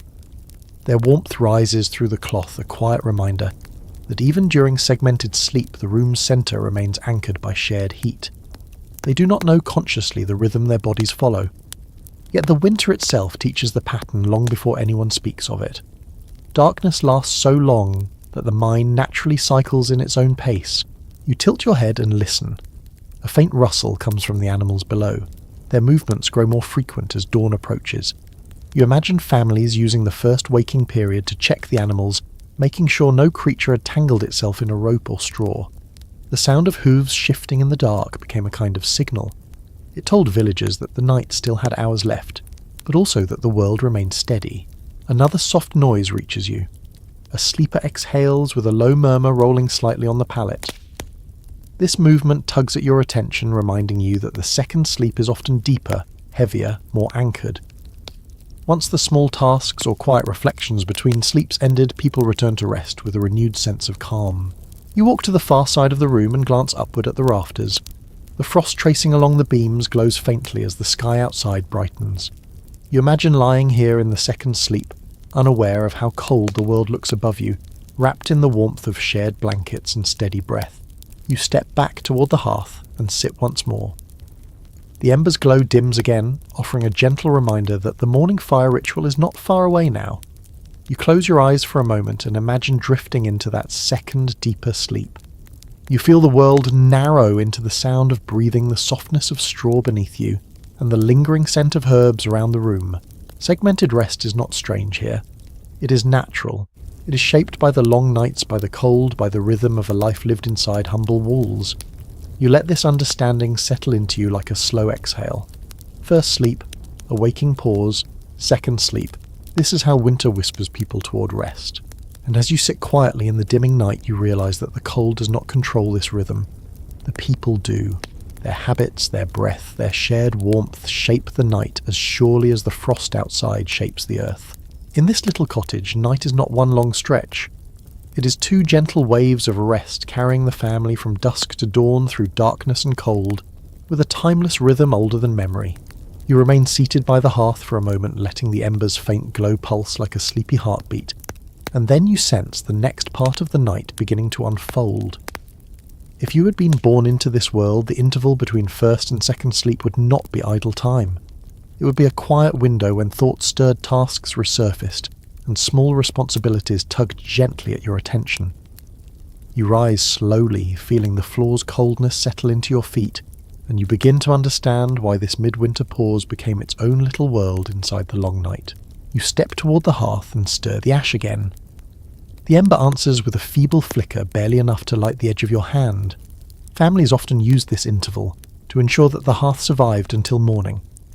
The ember's life mattered. Its tiny glow could shorten the chill of dawn and save precious time that would otherwise be spent coaxing a new flame from scratch. In many rural regions, old diaries mention how people tended the fire at least once during this in-between period, adjusting ash and charcoal with small practiced motions. You picture yourself doing the same, kneeling on the cold floor, eyes, half-open breath fogging as you lean close to the embers. There is something strangely intimate about the moment. The room is quiet. Shadows move like thick curtains. The ember glows softly, the only sign of colour in a space wrapped in grey and black. You push a thin piece of kindling into the ash, not to ignite a new flame, but to encourage the old one to survive a little longer. As you stand again, a faint creak sounds above you. The rafters contract softly as the temperature dips. The sound feels like a gentle reminder that the night has not finished its work. You turn toward the sleeping family, noting how the mother shifts slightly in her nest of blankets. Even half asleep, she reaches an arm to check the children beside her, feeling their warmth as if guided by instinct deeper than thought. A small, intriguing memory surfaces as you watch them rest. In some regions, people believe that children's spirits wandered lightly during the time between first and second sleep. To keep those wandering spirits close, parents sometimes whispered a tiny rhyme or prayer when they stirred awake. Whether or not anyone took such beliefs literally, the stories offered a comforting layer to the otherwise stark reality of winter nights. You imagine a parent murmuring softly into the darkness, the words blending with the sound of straw rustling beneath their hand. You walk quietly toward the wall where tools rest in a neat arrangement. A wooden spindle, a bone-handled needle, and a small curved knife sit together. Tasks left from the day linger here, awaiting the next moment of free time. Many households used the interval between sleeps to complete chores that required quiet concentration. Mending clothes, sharpening tools, preparing herbs for morning chores. These tasks did not demand bright light, only patience, and a familiarity with materials shaped over countless nights just like this one. You pick up the spindle. Its surface feels smooth from years of handling. You imagine someone turning loose wool fibres into thread while half awake, letting muscle memory guide the motions. Long winter nights offered more hours of darkness than work alone could fill, and so households found practical ways to make use of them. Your attention drifts to another question that often appears in historical discussions. Did this mid-sleep interval serve mostly practical needs, or did people use it for reflection, prayer, or quiet conversation? Surviving writings suggest a mixture of both. Some households treated the interval as a moment of stillness, a time to whisper hopes, fears, or simple daily thoughts to one another. Others used the time to check the animals or stir boiling pots left near the dying fire. The evidence paints a varied picture shaped by region, poverty, and habit. You set the spindle down and approach the trapdoor leading to the animals. You lift it a few inches and peer into the dim below. The warm air rises into your face gently, almost like a greeting. A cow shifts quietly in her sleep. A goat lets out a soft snort. Their movements remind you that the animals follow their own nightly rhythms, separate from the human one but woven into it all the same. Some families use the waking interval to check the livestock, especially during the harshest weeks when illness or injury could emerge without warning. You lower the trapdoor again and stand slowly. The room feels even quieter now, as if holding its breath. You walk toward the window and place your hand on the shutter. The cold outside presses through the wood, but it feels steadier, less sharp than before. Perhaps the dawn edges closer. Perhaps your mind begins to settle into the rhythms of this world. You tilt your head and listen. The sounds of the house deepen. A child murmurs something shapeless in their sleep, their voice drifting softly under the blankets.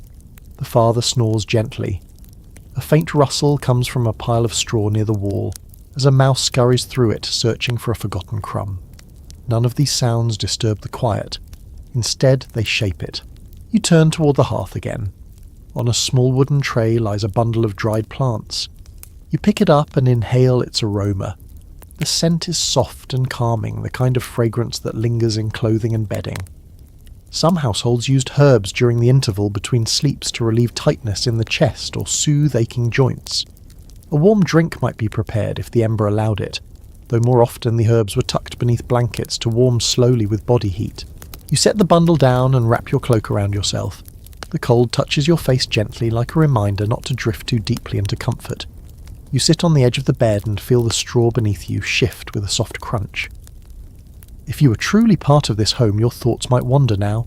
You might think of chores waiting in the morning, of family members away in other villages, of hunger that presses harder during winter months.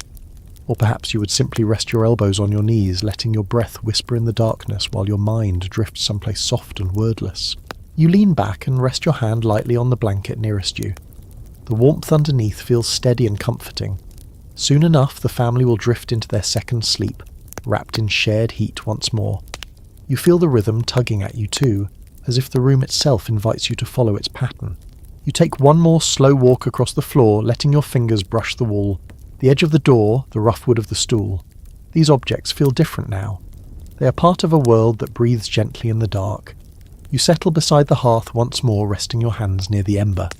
The glow brightens faintly as if answering your presence, and as you sit there letting the quiet hold you, you feel the shift in the air. The interval between sleeps has begun to wane. The family will soon slip back into their deeper rest, the second wave of sleep that carries them toward the pale light of morning. You inhale softly, close your eyes for just a moment, and begin to feel the edges of drowsiness circle around you like a warm cloak. The ember glows. The house hums its gentle winter music. The darkness stretches long and calm, and you find yourself ready to drift with it.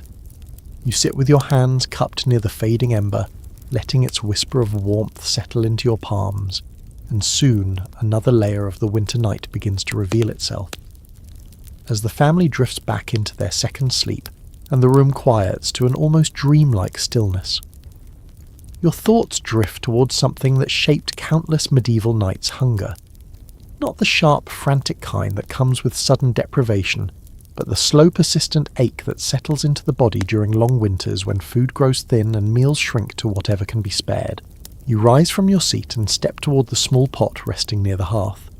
The broth inside has cooled, forming a thin film on the surface. You tilt the pot gently and watch the liquid move sluggishly. Evening meals in winter were often simple and small, barely enough to quiet the stomach. Many families ate only a few modest servings each day once supplies began to dwindle. Your fingers trace the rim of the pot, and you imagine this household carefully rationing each ladle of broth, every crumb of bread hoping to make their stores last until the first hint of spring growth. You step back and feel your own stomach respond faintly to the thought. Hunger in the medieval world was rarely an emergency. It was a season, a rhythm, a constant companion through the coldest months. And hunger shaped sleep just as much as the temperature did. You recall reading accounts where villagers described drifting into dreams, coloured by longing for food, the mind conjuring images of fresh bread, warm milk or ripe fruit, simply because the day offered so little nourishment. You kneel near the bedding again, watching the family as they lie huddled in their nest of blankets. Their breathing deepens, settling into the heavier rhythm of second sleep. One child lies with their mouth slightly open, releasing small clouds of warm breath. You imagine the child's dreams weaving together sensations of warmth and food, blending survival needs into nighttime visions. Dreams often became a reflection of what the body lacked most. A faint bit of old countryside lore finds its way into your thoughts as you observe the family. People sometimes believed that during harsh winters, dreams carried warnings about the household's provisions. If someone dreamed of empty baskets or fields without stalks, elders would interpret it as a sign to ration more strictly. On the other hand, dreams of animals or overflowing granaries were taken as reassurance that the household would endure the remaining cold. Whether anyone truly trusted these symbols or simply found comfort in them, the stories show how deeply hunger seeped into the imagination. You rise again and walk to the storage corner near the wall. The wooden chest sits there, its lid slightly ajar. You lift it softly and peer inside. Dried beans, a small sack of barley, a bundle of withered herbs. The supplies look modest, far from abundant. You imagine the family counting each handful with care, always calculating how many nights the food must cover. Hunger teaches discipline. Hunger teaches hope. Hunger teaches fear. All three live within this simple wooden chest. You ease the lid closed and stand again. The cold touches your neck with a steady chill. You run your fingers over your collar and imagine trying to fall asleep each night with your stomach only half full. You picture lying on a straw pallet, listening to your belly grumble while the rest of the room sleeps. You imagine that ache blending into the sounds of timber creaking, and animals shifting below a quiet struggle that never fully leaves your thoughts. A question rises in your mind, one that researchers often consider when studying medieval household records. How often did hunger influence nightly routines and sleep patterns? Some believe that mild starvation was so common during winter months that people simply learned to function despite it. Others argue that families adapted their sleeping habits, going to bed earlier or staying under blankets longer to conserve energy. The truth is not perfectly documented, but every piece of evidence points toward hunger playing a constant, subtle role in winter life. You move closer to the door and listen to the quiet beyond the walls. The wind outside has calmed to a gentle hiss, the world settling into its own deep slumber. You lean your forehead against the wooden frame and exhale softly. Hunger changes the way you perceive the night. It sharpens your senses. It makes you notice every little shift of warmth. It makes dreams feel heavier than they should. You step away from the door and sit again near the hearth. You can almost taste the cold air as you breathe a crisp blend of wood smoke, dry straw, and softened herbs. You close your eyes for a moment and imagine yourself lying in this room, stomach empty, mind drifting through dreamscapes shaped by longing. You might dream of bread rising in an unseen oven. You might dream of fields heavy with grain. You might dream of a table full of food you've never tasted in your waking life. You open your eyes again and look toward the children. They shift slightly, small faces, peaceful, though their bodies know the ache of winter hunger more intimately than they can express. You feel a quiet tenderness as you watch them. The parents likely give the children the best portions, leaving themselves with thinner meals. That sacrifice has been repeated in countless winter homes across centuries, shaping family bonds in ways that rarely appear in written records, but echo strongly in lived experience. You rise once more and pace slowly across the floor. The hunger that settles into a medieval household is not dramatic or loud. It is patient. It waits in the corners, in the pantry, in the small pot of broth, in the dreams that wander across sleeping minds. You picture a warm spring morning months from now when the first fresh greens appear. You imagine the joy of tasting something new after so many nights shaped by modest meals. You lower yourself onto the pallet beside the hearth, letting the straw cushion your weight. The ember offers only a faint glow now, but even that small gleam feels comforting. Hunger may shape dreams, but warmth shapes rest. And in this dim cottage, both forces linger together, influencing the minds of the sleepers in ways they will never fully understand. You take a slow breath. The air feels heavy but peaceful. You can almost sense the dreams drifting through the room, shaped by cold, by warmth, by the simple longing for food, and by the deep human instinct to endure. And as you sit there letting these thoughts settle into the dimness, you understand that winter dreams were not just stories of the night. They were reflections of the body's quiet negotiations, hope stitched into sleep. You sit quietly, rubbing a bit of warmth back into your fingertips, and then you feel a shift in the air. It is subtle at first, like a soft vibration beneath the floorboards, but it grows slowly, spreading through the wooden beams and into the very walls of the room. A storm is building outside, not just wind or drifting snow, but one of those deep winter tempests that seems to swallow entire villages in white silence. You rise and move toward the window, sensing that every sleeper in this cottage depends on more than blankets and dreams tonight. They depend on each other. You place your palm gently against the shutter. The wood trembles faintly beneath your touch. Outside, something heavy moves through the darkness. Wind sharp and low pushes against the house with patient force. You breathe in quietly. Even without seeing the storm, you feel how vast it is, and you understand immediately why villagers in many regions sought comfort in larger groups when blizzards swept across open fields. You step back from the shutter as another shudder runs through the wall. The family remains asleep, tucked tightly into their warm nest, but you can almost imagine how life changes in a blinding storm. Neighbours sometimes gathered together under one roof when the snow grew deep enough to bury doors. Families combined their warmth, sharing whatever heat their bodies could create. A larger crowd meant more breath, more movement, more life pushing back against the cold. You walk toward the far corner where an extra stack of straw has been piled. You touch it lightly. The fibres feel brittle, dry, and faintly sweet. This reserve would be dragged toward the centre if the storm became too strong. The floor in the middle of the room might be covered with extra straw, turning the entire space into one communal bed. In some rural stories, families even gathered their animals closer, during disastrous nights letting goats or lambs sleep against the warmth of human limbs. The cottage became less a house and more a shared shelter, against a world temporarily transformed into a frozen void. A tiny memory from regional folklore comes to mind. Some villagers believed that the winter storms were caused by giant beings sweeping across the sky with cloaks made of snow. When the storms grew fierce, people whispered that the giants were searching for lonely houses to claim. The only protection, they said, was to gather together so no soul slept alone. Whether or not the tale held any real belief, it made the presence of extra bodies feel safer on terrible nights. You sit beside the hearth again as the walls groan softly. The ember glows faintly, a stubborn reminder that warmth survives even when the world outside feels merciless. You stir the ash gently.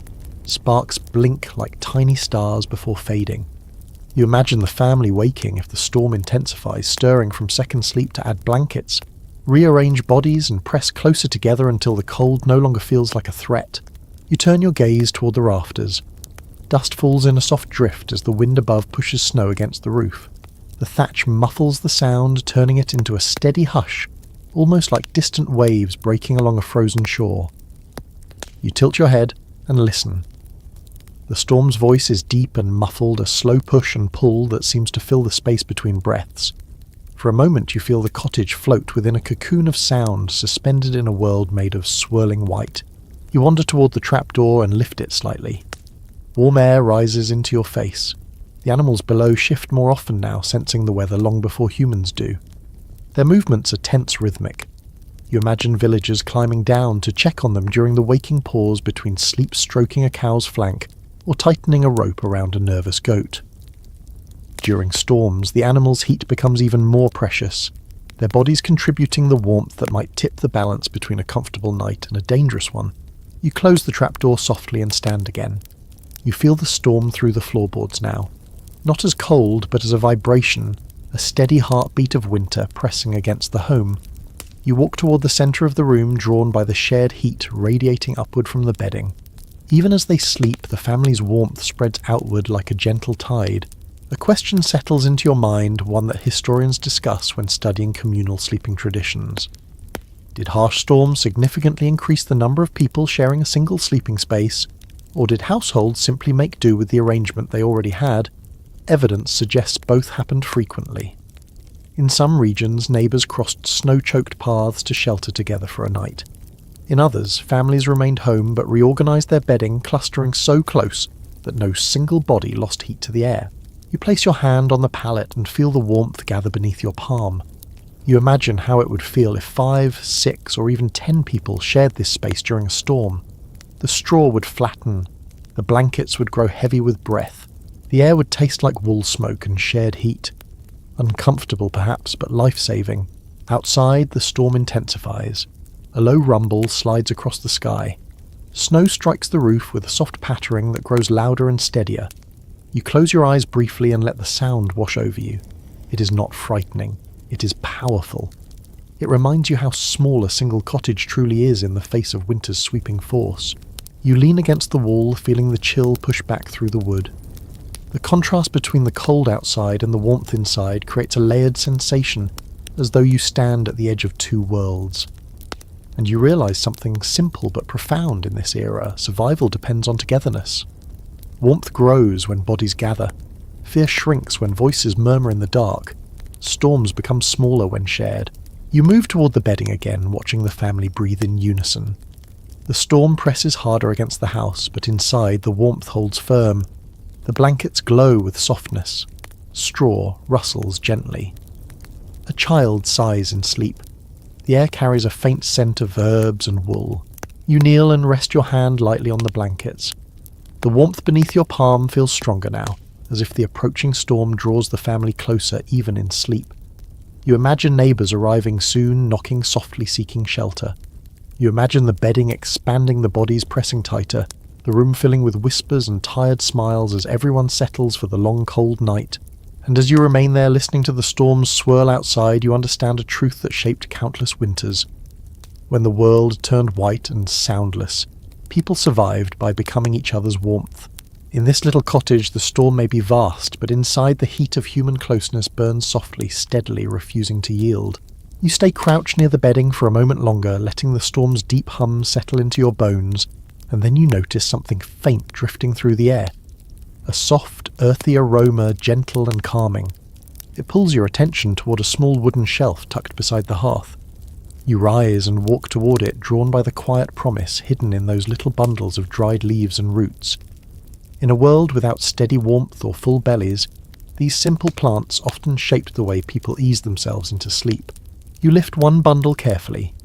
The leaves crumble slightly beneath your touch, releasing a scent that reminds you of the warm soil and summer sun. People collected these herbs months earlier, gathering them from fields and hedgerows, tying them with twine, and hanging them near the rafters to dry. Even now their faint fragrances offer comfort, like a whisper of warmer days lingering in the coldest season. You hold the bundle near your nose and breathe in slowly. The aroma is mild, grassy and soothing, a blend that might come from mint-like leaves or a cousin of chamomile. Old household notes often describe villagers using simple infusions of herbs to calm nerves or settle the stomach before sleep. These were not potions or elaborate remedies, but everyday comforts passed down through generations. You set the bundle aside and pick up a different mixture.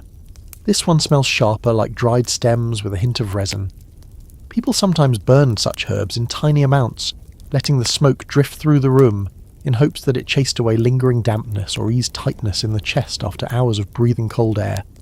You imagine the faint curl of smoke rising, mixing with the soft glow of the embers. A small memory from countryside traditions comes to mind while you turn the bundle in your hand. In some regions, dried fennel or lavender-like flowers were tucked inside small cloth pouches and placed beneath a sleeper's pillow. These were believed to help guide peaceful dreams or reduce the weight of nighttime worries. Whether it truly worked or simply created a comforting scent, you can see how such gestures offered reassurance when winter pressed against every wall. You place the bundle down and look toward a small clay cup resting on the hearth's edge. A bit of dried residue clings to its interior. Someone likely used it earlier in the season to prepare a warm drink before bed-heating water, just enough to steep a few leaves. You picture the family passing the cup between them, each sipping the mild infusion, letting the warmth spread through their chests. You kneel beside the hearth and run your fingers through the ash again. The ember beneath it glows faintly, reminding you that hot water is a luxury tonight. But in many homes, even lukewarm infusions drew strength from their symbolism. The act of preparing herbs gave people a feeling of control, a tiny ritual against the cold. A question drifts into your thoughts, one that scholars sometimes explore when studying herbal traditions. How much of this winter plant knowledge came from necessity, and how much from older beliefs woven into rural folklore? Evidence suggests households learned through both observation and storytelling. Some herbs were chosen because they genuinely soothed discomfort. Others were selected because parents and grandparents trusted them, believing their mere presence guarded sleep. You stand again and study the rest of the shelf. A small wooden mortar sits nearby, its bowl stained greenish from years of crushing leaves. The pestle rests inside, smooth along the handle from countless hands. You imagine a parent grinding herbs during the waking interval between sleeps, listening to the rhythmic scrape as they worked, letting the steady sound blend with the nighttime hush. You run your fingertips along the rim of the mortar. It feels cool and solid, a tool that has helped countless nights ease toward a rest. In this world, practical knowledge often grew alongside old superstitions, forming a tapestry where plants carried both physical and emotional power. You turn toward the sleeping family again. The children lie curled tightly together, breathing softly. You notice a faint herbal scent drifting from their blankets. Perhaps someone rubbed a bit of crushed leaf onto the cloth earlier in the evening, hoping the fragrance would help them sleep more peacefully through the storm. A mother's touch, a father's caution, a simple act woven into the rhythm of surviving winter. You walk slowly toward the door and pause beside the frame. In the dim light you notice another small bundle of herbs tied above the threshold. This one smells faintly bitter. Many families hung certain plants near doorways or windows, believing they discouraged illness or wandering spirits during the cold season. Whether or not such beliefs held practical truth, they brought a sense of protection that soothed anxious hearts during long nights. You take a deep breath and let the blend of scents fill your lungs. Earthy, sweet, resinous, faintly medicinal. The aromas remind you that winter survival was never just about heat and food. It was also about comfort shaped through simple ingredients gathered in gentler seasons. These herbs carried memories of sunlight, warm breezes, and greener landscapes hidden beneath snow. You return to the hearth and settle onto the floor again. The ember glows softly, and the herbs give the air a gentle, steady presence. You imagine drifting into second sleep with these scents in your mind, wrapped in blankets, listening to the storm whisper outside. The little cottage feels less like a fortress now and more like a sanctuary. A place where warmth is shared, where storms are endured together, and where plants harvested long ago still carry enough quiet magic to guide weary bodies into rest. You close your eyes for a moment. The cold remains at the edges of the room, patient and present, but the herbs soften it. The warmth of the sleeping family steadies it. The ember holds it at bay, and in that balance sleep finds its way through the deepest winter night. You rest your palm on the floorboards beside the hearth, letting the faint heat seep into your skin, and then your attention drifts toward another quiet truth of medieval winter nights. Illness was a frequent visitor. Not always dramatic, not always deadly, but ever present in the shadows of cold rooms and long nights. You rise slowly, feeling the weight of that understanding settle into the dim space around you. You glance toward the children. One of them shifts slightly, a soft sniffle escaping from beneath the blankets. It is a familiar sound, the kind that tells you their nose is chilled, their throat dry from breathing cold air. You picture how easily a simple cough could settle into a household like this. The air here is damp, the cold constant. Villagers spent hours inhaling smoke from low-burning fires wrapped in wool that held both warmth and moisture. Illness was woven into the rhythm of winter. You walk toward the far corner where a small basket of dried roots and cloth strips rests. These are not luxury medicines, but the humble tools of a family who must care for themselves. You kneel down and lift a piece of cloth. It smells faintly of vinegar and dried berries. People often soaked cloths in simple infusions to place on the foreheads of those running fevers. You imagine a mother dipping a strip into warm water from the hearth, wringing it out with careful fingers and pressing it gently onto a child's skin in the dim light. You pick up one of the dried roots. It is brittle and twisted, the colour of old earth. Some roots were used to ease sore throats or settle a troubled stomach. Others were chewed slowly during the night to help keep coughs at bay. In many regions, these remedies came from knowledge passed down through generations, kept alive by memory rather than written records. As you turn the root in your hand, a curious detail from rural tradition surfaces. In some communities, families believed that placing a piece of healing root beneath a pillow invited protective forces to guard the sleeper's breath. Whether or not anyone believed the story fully, the gesture offered a sense of comfort when illness lingered in the room. You look toward the bedding and imagine such a root hidden under a corner of cloth or tucked near a child's shoulder. You stand again and step closer to the hearth. The ember glows faintly, a tired orange shimmer beneath the ash. You stir it lightly and think of how many winter nights depended on this fragile warmth. When someone grew sick, the hearth became the centre of care. Warm water, soft cloths, heated stones wrapped in wool. All of it came from the few glowing coals that survived until morning. Without them, illness would cut more deeply into the family's strength. You walk toward the trapdoor and kneel beside it. A wave of warm air rises from below as you lift it slightly. The animals breathe steadily in the darkness, their warmth filling the lower space. Their presence mattered more when someone was ill upstairs. A warmer floor kept fevers from dipping into dangerous chills during the night. You lower the trapdoor again, and feel the warmth settle gently back into the boards under your knees. A question drifts into your mind, one that scholars often discuss when examining medieval health practices. How much of a family's healing knowledge came from observation, and how much from inherited beliefs shaped by older customs? Some researchers argue that households relied mostly on practical remedies, discovered through trial and error. Others point to hints of spiritual or symbolic protections woven into nightly routines. The truth, as always, feels like a blend of both. You step toward the bedding and kneel beside the family. The mother sleeps lightly, her breathing soft and steady. Her hand still rests near the children, ready to sense a feverish flush or a shiver beneath the blankets. In homes like this, caretaking never truly stopped, even in sleep. Parents woke instantly at the slightest sound or movement attuned to the vulnerable bodies resting beside them. A small cough comes from beneath the blankets. You lift your head and listen. The sound is soft, but it carries a familiar edge. You imagine how easily such a cough could worsen in a cold room.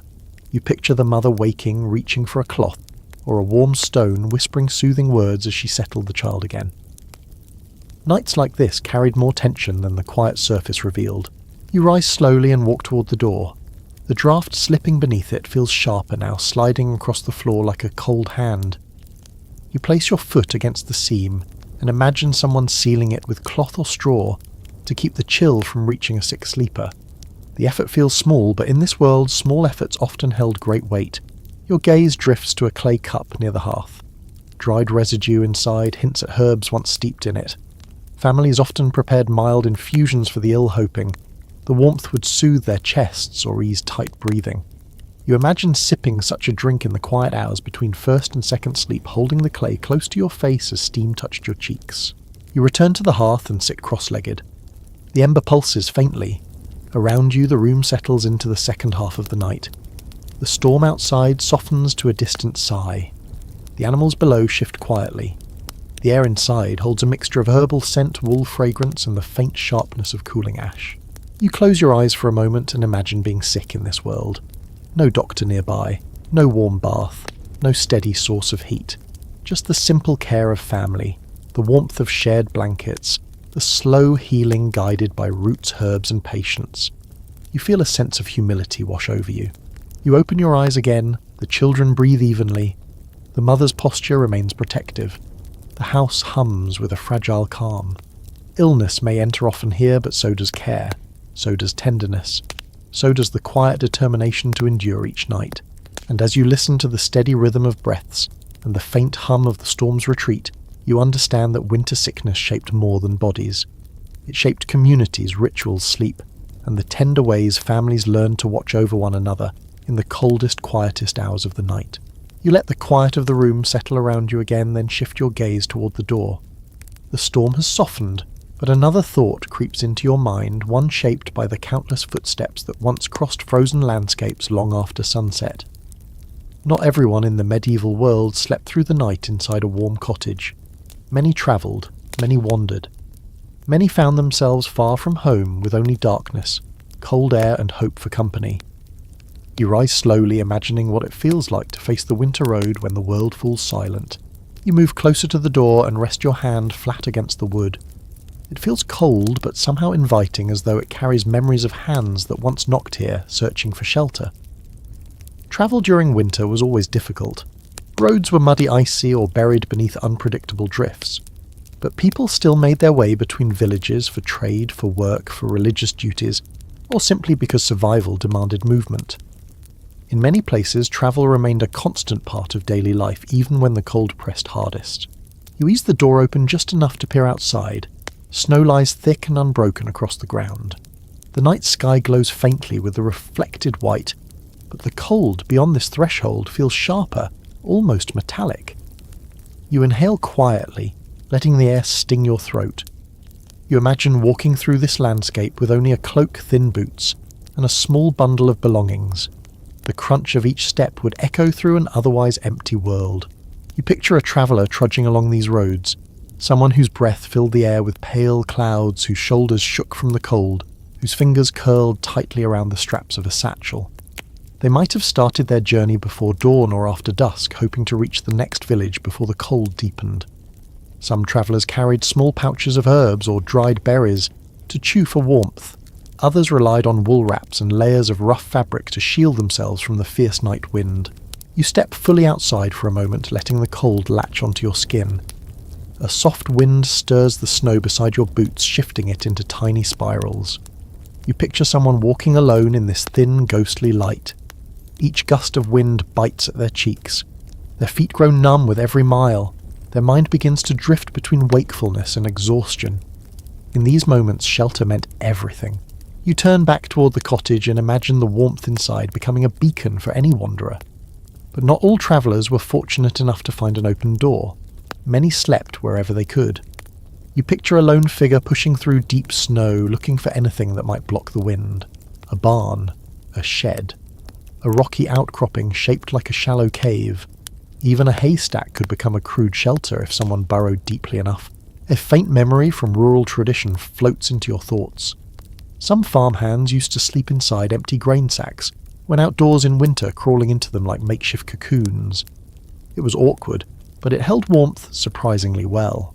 You picture someone curling inside such a sack, now breath fogging the rough fabric, trying to ignore the sting of cold toes and stiff joints. You step back inside the cottage and close the door gently.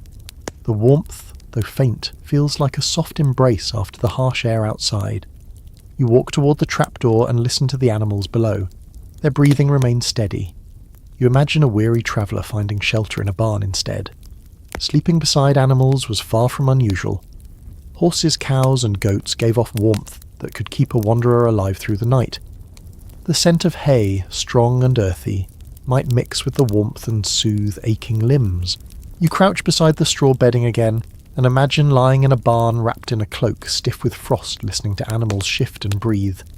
Barn floors were hard, rough, and often damp, but when the alternative was freezing on an open road, even such crude shelter felt miraculous. You picture someone drifting into sleep beside a cow, grateful for the animal's heat radiating through the winter air. A question forms in your mind, one that researchers discuss when examining the lives of labourers, traders, and wanderers. How often did travellers endure nights without proper shelter? Some accounts describe people sleeping beneath hedges, inside hollow trees, or under wagons. Others mention small roadside chapels or abandoned huts offering momentary refuge. The evidence varies widely, suggesting that travellers adapted however the landscape allowed. You rise and walk toward the bedding reserved for guests. The extra blanket lies slightly askew as though waiting for a tired body to spread it across the straw. You run your hand across the cloth and imagine the relief of sinking into its warmth after a long freezing journey. A traveller's gratitude in such moments must have felt overwhelming. Safety, warmth, the murmur of sleeping voices, the gentle scent of wool and herbs, all of it a refuge from the empty roads behind them. You picture a traveller lying awake for a moment, listening to the quiet breathing of a family they have never met. Perhaps they whispered a soft thank you. Perhaps they murmured a prayer of gratitude. Or perhaps exhaustion carried them straight into sleep, their body surrendering the cold at last. You kneel and touch the floor. The boards feel warmer than before, shaped by the heat rising from below. You imagine a traveller discovering this warmth, realising that the animals beneath the cottage helped heat the space, and feeling gratitude not just for the family but for the creatures who unknowingly shared their warmth with strangers. You rise again and face the door once more. The wood stands solid and steady, holding back the cold. You picture countless hands knocking on doors just like this throughout history, seeking shelter after miles of lonely walking. Some were welcomed in, some found barns instead, some found no shelter at all. Winter travel was a test few passed without scars. You close your eyes for a moment and imagine stepping into second sleep after such a journey. The warmth of the blankets, the softness of straw beneath your back, the scent of herbs, the steady breath of humans and animals alike. All of it blending into a feeling of safety you had not known for hours, or days. You inhale deeply, letting that imagined warmth settle into you. In this little cottage, the night remains cold and vast outside, but inside even travellers find a place where their weary bones can rest, their breath can ease, and the darkness loses its edge. You stand quietly near the door, letting the image of the weary traveller fade, then turn toward another kind of winter sleeper altogether. Not a peasant, not a wanderer. Someone whose nights unfolded with far more silence and far less warmth. You move slowly across the room, imagining stone walls instead of a wattle-and-daub, echoing chambers instead of low ceilings, and a life shaped by prayer, discipline, and cold that settles into the soul rather than just the bones. You're stepping in your mind into a monastic cell. You close your eyes for a moment and picture it. A narrow stone room with a single slit for a window, a wooden bench, a thin straw mattress, a woolen blanket folded neatly at the foot of the bed, a small table holding a candle stub. No fire, no hearth, just stillness so complete that even your breath feels loud. You open your eyes again and take a slow breath. The cottage around you fades slightly as the imagined stone walls rise in your thoughts. You walk toward the far side of the room and let your fingertips brush the wooden wall, then imagine it replaced with cold stone. The chill seeps through your skin instantly. Monastic cells were unheated by design. Heat was considered a worldly comfort, something that might distract the spirit from devotion.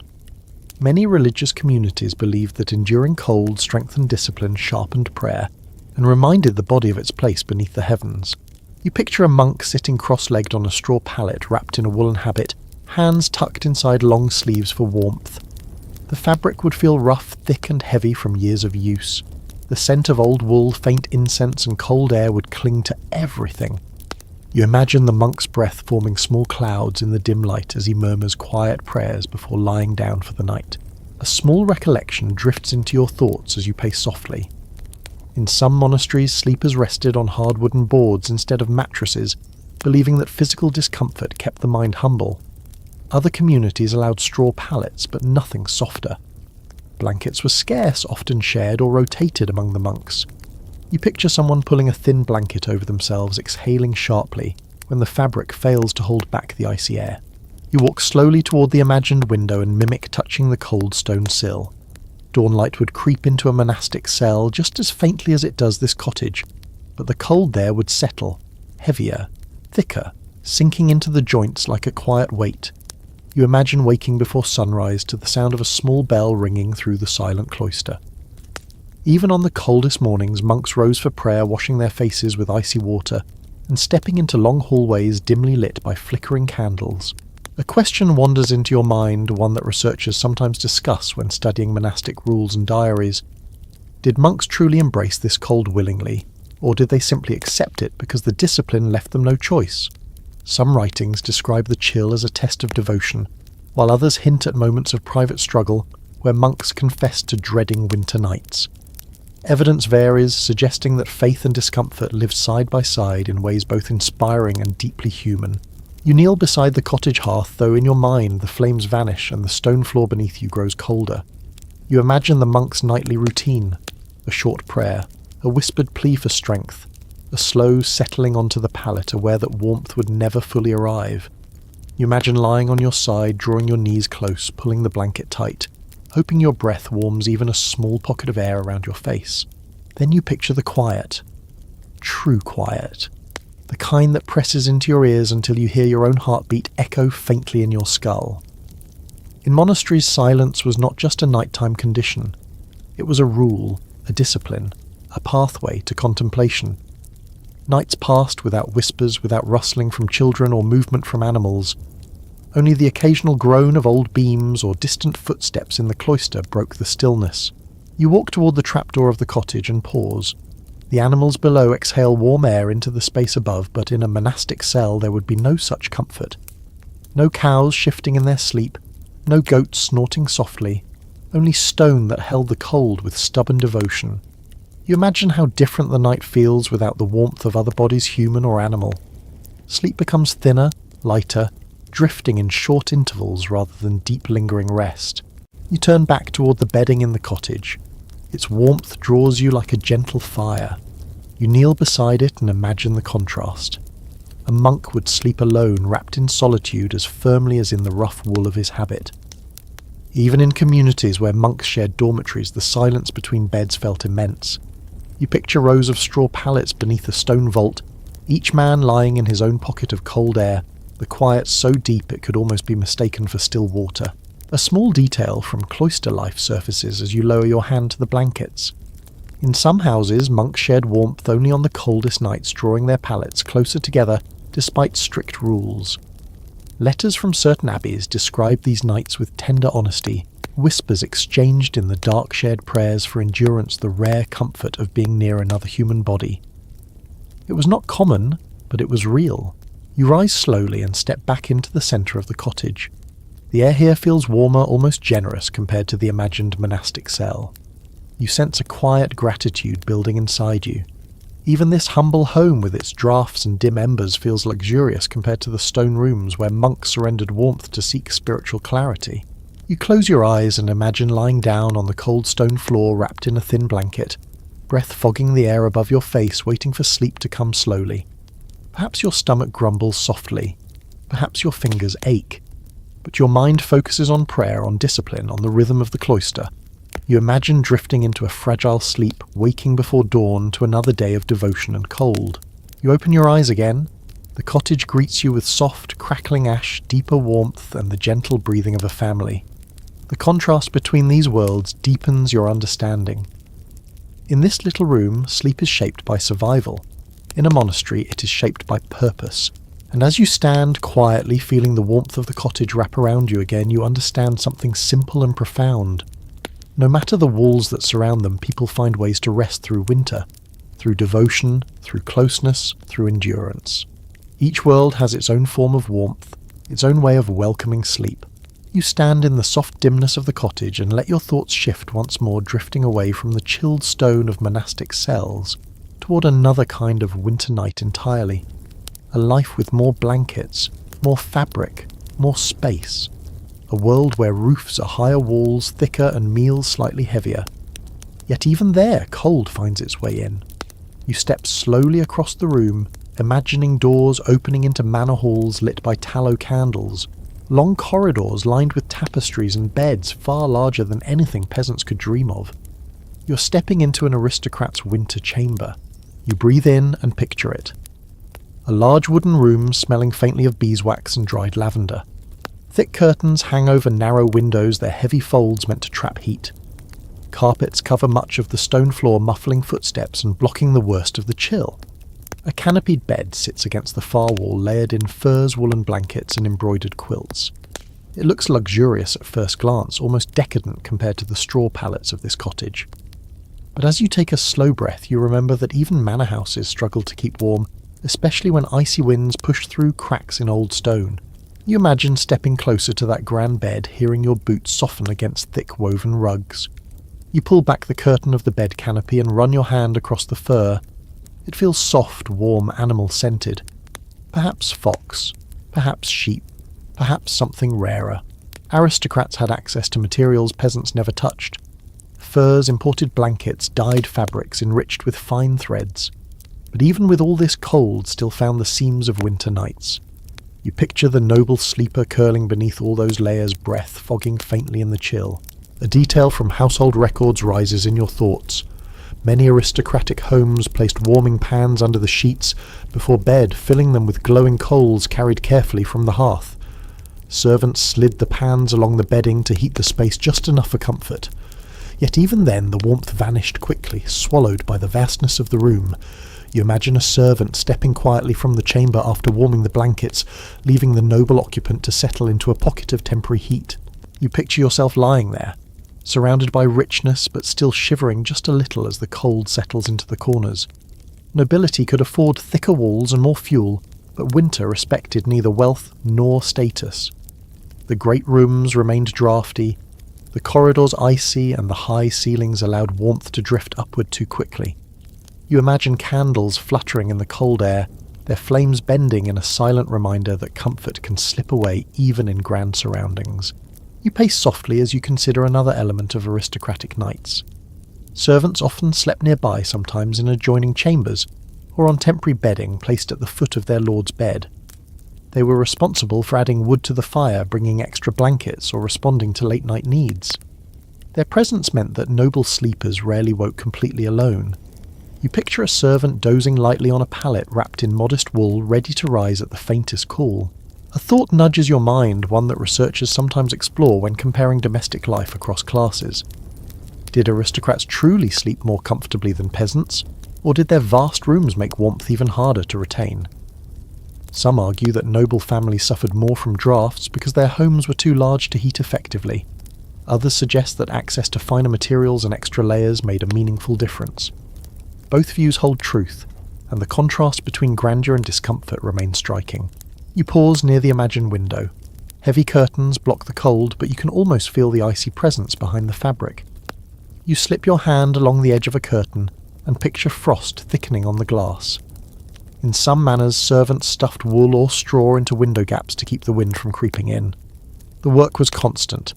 Winter defeated tapestries, rugs, and thick drapes as easily as it slipped through the walls of peasants' cottages. You step back, imagining the quiet within that aristocratic bedchamber. No storm against thin walls, no sound of animals below. Instead, a deep hush broken only by the occasional pop of a large fire burning in a stone hearth. You tilt your head, hearing the crackle of logs that peasant families could only dream of burning so generously. A noble household had access to whole carts of wood, yet even those bright fires struggled to heat enormous chambers for long. You look toward the imaginary bed again, and picture the sleeper adjusting layers, pulling furs closer to the chin. Aristocrats often slept in long linen shirts or soft woolen nightclothes, garments far finer than the coarse layers villagers kept on day and night. You imagine the silky texture against skin warm at first, then gradually cooling as the night stretched on. A bit of folklore gently rises as you pace. In some households, people placed polished stones under the pillows of noble children, believing the smooth surface absorbed excess cold and protected the child from winter chills. Whether this belief came from superstition or from some practical observation, it lingers in fragments of household lore. You imagine lifting such a stone, now cool and weighty in your hand. You kneel beside the imagined hearth of the manor, feeling the echo of warmth from its mental image. Flames would roar far more confidently here than in a peasant home, yet fireplaces, often built more for display than efficiency, let much heat escape upward. You imagine the noble sleeper relying on layers rather than the fire alone, realizing that all the grandeur in the world cannot fully tame winter nights. You stand again and let the scene fade a little, replaced once more by the warm, shadowed cottage around you. The contrast deepens your understanding. Wealth shaped the materials of sleep, the size of beds, the number of blankets, and the presence of servants, but cold shaped everything else. It erased differences in comfort more quickly than many imagine. You take a slow breath, feeling the roughness of the cottage floor beneath your feet. You think of the noble sleeper wrapped in furs turning beneath heavy quilts in a large, draughty chamber. You think of how their breath fogged faintly above their pillow, just as it would here. Different worlds, different materials, but the same winter pressing in. And as you stand in the dim warmth of this cottage, you understand something clear and quiet. Winter humbled everyone, peasant, monk, traveller or aristocrat. Comfort varied, but cold reached every bed. You remain still for a moment, letting the imagined warmth of noble furs fade into the real humbler warmth of the cottage around you. Then another presence drifts into your thoughts, heavier than cold wind, heavier even than the long winter nights themselves. Hunger. Not the slow, familiar ache of a modest winter, but the deeper kind that arrives when crops fail, herds thin, and the snow falls early, thick and merciless.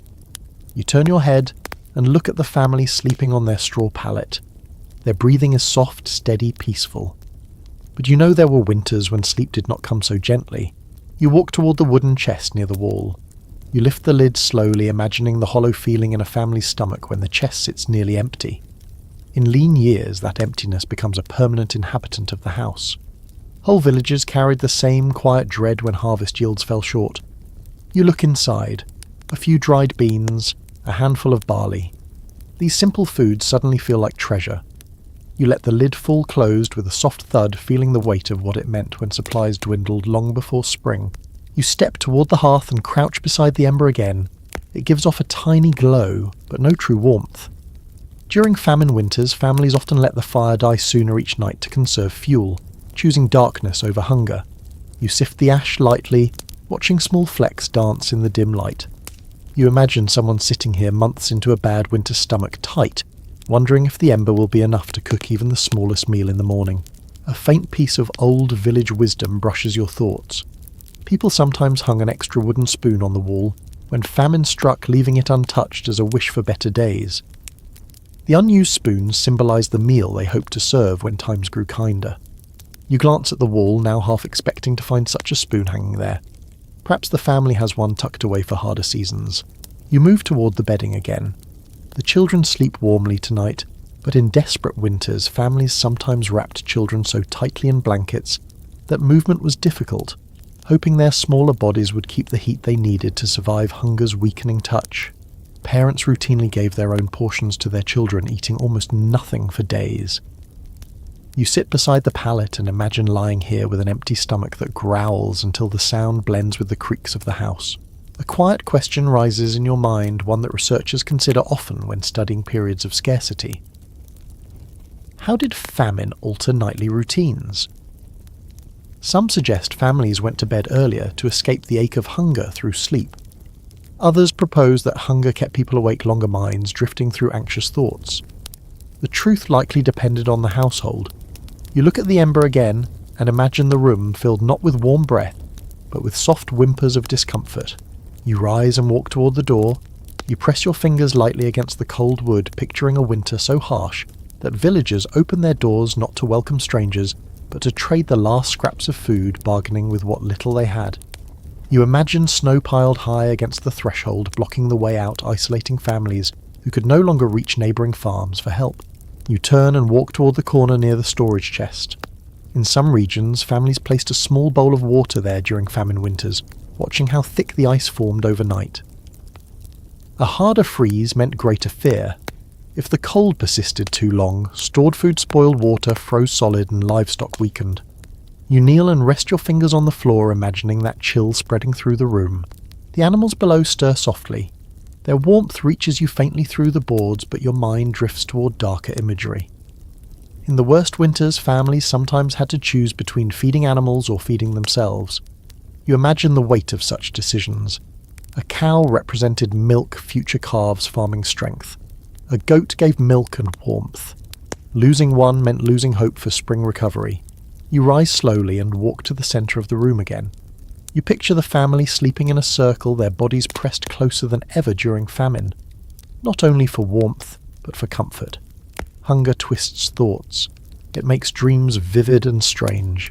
People often dreamed of feasts of warm bread, of fruit gleaming in sunlight. In many stories, famine dreams were described as painfully vivid, sometimes leaving sleepers in tears when they woke to reality.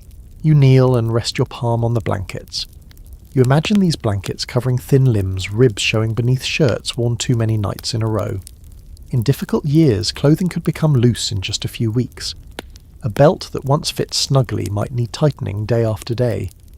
You run your fingers along the edge of the blanket and picture hands fumbling with knots, because hunger weakens both muscle and spirit. A small fragment of rural folklore resurfaces. In some villages, people left a crust of bread on the windowsill during famine winters as a symbolic offering, hoping for protection, or a change in fortune. The crust often froze within hours, but the gesture gave families something to hold on to when anxiety grew heavy. You turn toward the window now and imagine the silhouette of such a crust resting on the sill. You walk toward the hearth again and sit. The ember pulses faintly, reminding you that life persists even when weakened. Families in famine winters clung to that single ember, just as they clung to one another. You close your eyes for a moment and imagine being part of this household during such a season. You might wake often, not from cold, but from the dull, persistent ache of an empty stomach. You might lie on your side, curling closer to a loved one, seeking comfort in the midst of quiet fear. You open your eyes slowly. The cottage around you tonight is calm. The family rests peacefully. The snow outside lies quiet. But the memory of famine winters lingers like a thin shadow across the room. It reminds you that survival was not only about keeping warm, it was also about enduring hunger with courage, sharing what little remained and holding tightly to hope when almost nothing else remained. You inhale softly, letting the scene settle around you. The ember glows, the blankets rise and fall, the house holds its fragile warmth.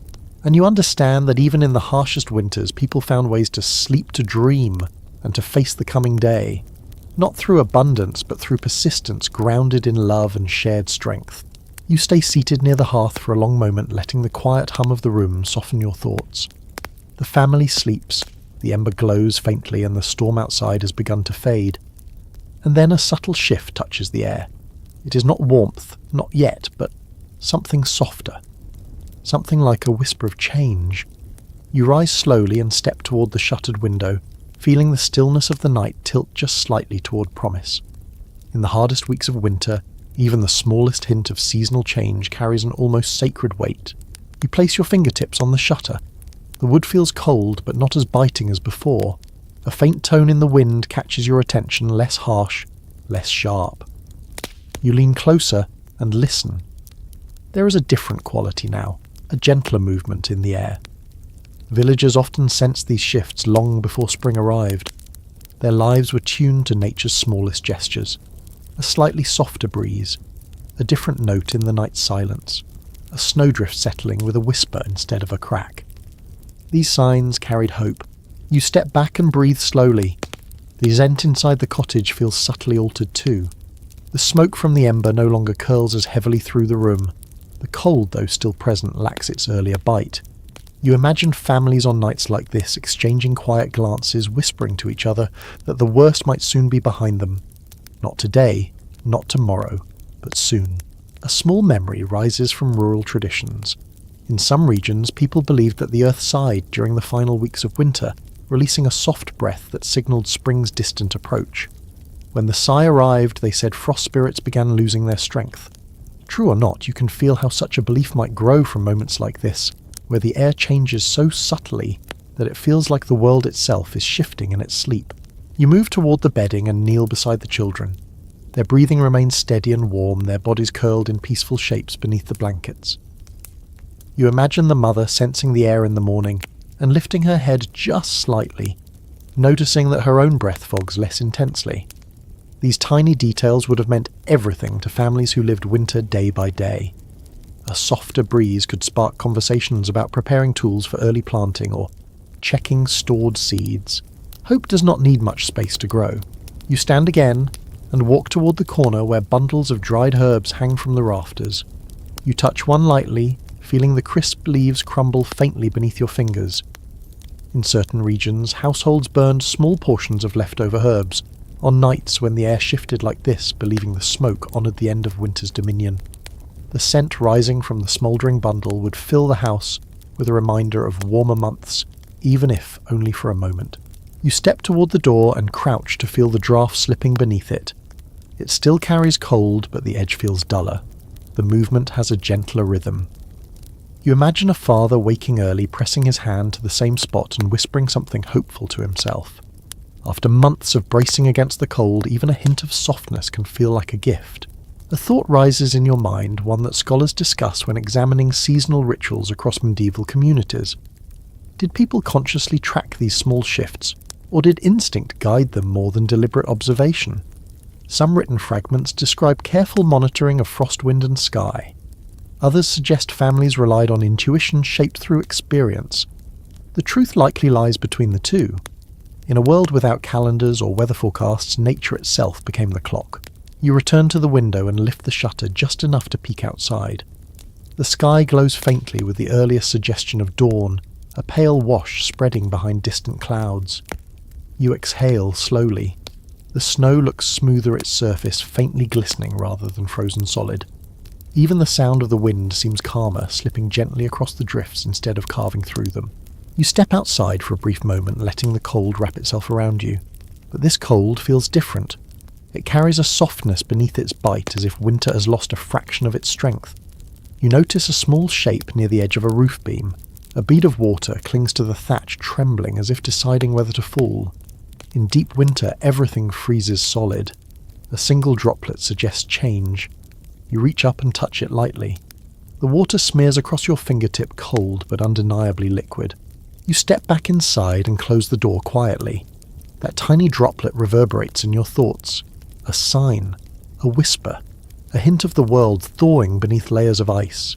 You move toward the hearth again and sit slowly, letting your weight sink into the straw-covered floor. The ember glows weakly, but even it seems a little brighter than before. Perhaps it is just your imagination. Perhaps not. The house breathes around you. The air stirs gently. You sense the unseen wheels of the season beginning to turn, preparing to move forward at last. You look at the sleeping family and imagine what this shift means to them. The hardest nights slowly fading, the promise of longer days, the chance of warmer winds, the faint stirring of soil under the snow. Their dreams tonight might unknowingly reflect this change, filled with images of running water, sprouting fields, or sunlight on bare earth. You close your eyes, letting the moment rest inside you. Hope grows quietly in winter, often unnoticed, often subtle. But when it appears even softly, it plants itself deep in the mind. The night has not ended. The cold still clings to the room, but the air hints at something new, and you feel it as clearly as the warmth beneath your fingertips. The rumour of spring has begun to drift through the frozen world. You stay seated beside the hearth, holding that tiny promise of change in your thoughts, and then you lift your gaze toward the dim ceiling.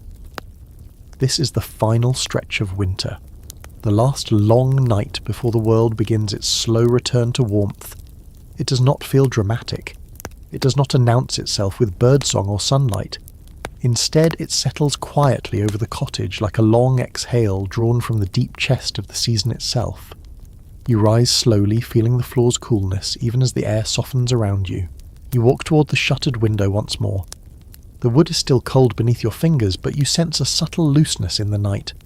The draught slips into the room as it always does, yet its edge feels less sharp, as though winter is beginning to tire. You lean your forehead lightly against the shutter and let your breath warm a small patch of wood. The sound outside has changed too. The wind no longer hums with the tight crystalline tone of deep frost. It moves lazily now, like a creature whose strength is nearly spent. You step back and turn toward the sleeping family. Their breathing remains steady, warm and rhythmic, filling the cottage with a gentle music. You kneel beside them, watching how the blankets rise and fall together, how limbs have shifted into comfortable positions that only come when a body trusts the night. Perhaps they too feel the turning of the season without realizing it. Sometimes the body knows before the mind does. A quiet thought settles over you as you sit there. During the final weeks of winter, people often described a strange stillness that fell over the village at night. Not a frightening silence, but a patient one. A pause before the world expands again. You imagine stepping outside in the early morning and hearing something you have not heard in months: water dripping, snow softening, ice loosening its grip on branches, the faint crack of thawing earth. These sounds would signal to villagers that their long endurance was beginning to pay off. You walk toward the hearth and crouch beside the embers. Only the faintest glow remains shimmering quietly under the ash like a sleepy heartbeat. You stir it gently. A spark brightens, then settles again. The ember seems stubborn, unwilling to vanish. In many winter households, the final nights of the cold season felt strangely heavy and hopeful all at once.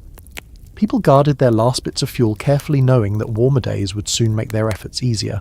A small piece of rural tradition slips into your thoughts. Some villagers believed that on the last long night, the spirit of winter passed silently through each home to count who had survived. If it found a warm bed, a glowing ember, or the soft breath of a child sleeping peacefully, it moved on satisfied. Such stories softened the harshness of the season, giving its departure a gentle face. You imagine winter itself pausing at this door, finding the family safe and drifting away without malice. You rise and walk toward the door. The draught beneath it feels changed now, carrying less hunger, less bite. You rest your hand on the frame and imagine the days ahead, when this very door will open to air that smells of wet soil instead of frozen earth. When the family will step outside, not with shoulders hunched against the cold, but with a light in their faces as the world begins to thaw. A question drifts through your mind, one that researchers sometimes discuss when studying seasonal traditions. Did villagers truly mark the last long night consciously, or did they simply feel it in their bones? Journals suggest both. Some households noted the timing, performing quiet acts of gratitude. Others lived the season without tracking such things formally, yet still sensed a natural shift that invited hope. You return to the centre of the room and let your eyes adjust to the dimness. Every corner looks familiar now. The rough walls, the hanging herbs, the straw-stuffed seams, the children's bundled shapes, the faint gleam of a clay pot, the softly trembling shutter. You feel connected to all of it, as though walking through a memory more than a dwelling. You kneel once more beside the bedding, resting your palm lightly on the blanket. The warmth beneath your hand feels deeper now, as if the family's shared heat reflects not just survival, but anticipation. You imagine the mother waking soon, sensing the air and whispering to herself that winter is loosening, that the sun will stay a little longer in the sky today. A muffled sigh rises from the animals below, followed by a gentle shuffle in the hay. Even they seem to feel the change, their movements less tense, their breaths a little lighter. You imagine the father climbing down later in the morning to find the animals less restless, stamping their hooves with more energy, eager for the coming thaw. You sit back quietly, letting all these impressions settle inside you. The room, the people, the night, the season. Everything gathers together in a soft harmony. The final long night is not a moment of triumph, but a moment of relief. A slow, humble recognition that the cold cannot hold on forever. You take a final slow breath. The air feels different on your tongue, cleaner, softer, filled with the faintest promise. And you understand that this night, though quiet, is an ending. Not sharp, not sudden, but gentle. Like snow melting beneath morning light. Soon the world will brighten. Soon the fields will stir. Soon this family will sleep with less fear in their bones. And for now they sleep through the last long night with peace resting softly over them. You settle down beside the hearth once more, letting your body relax into the gentle darkness of the cottage. The ember murmurs faintly beneath the ash, a final reminder that warmth can exist even in the quietest moments. The air has softened, the storm has faded, and the world holds stillness in a way that invites your thoughts to drift slowly, calmly, like snowflakes settling on untouched ground. You breathe in deeply.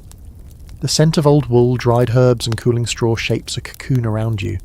Every sound softens now. The tiny creak of a timber feels distant. The slow exhale of a sleeping child becomes a lullaby. Even the faint rustle of animals below dissolves into a soothing hush. Everything grows slower. Everything grows gentler. You picture the cottage from above. A small circle of warmth in a vast, quiet landscape.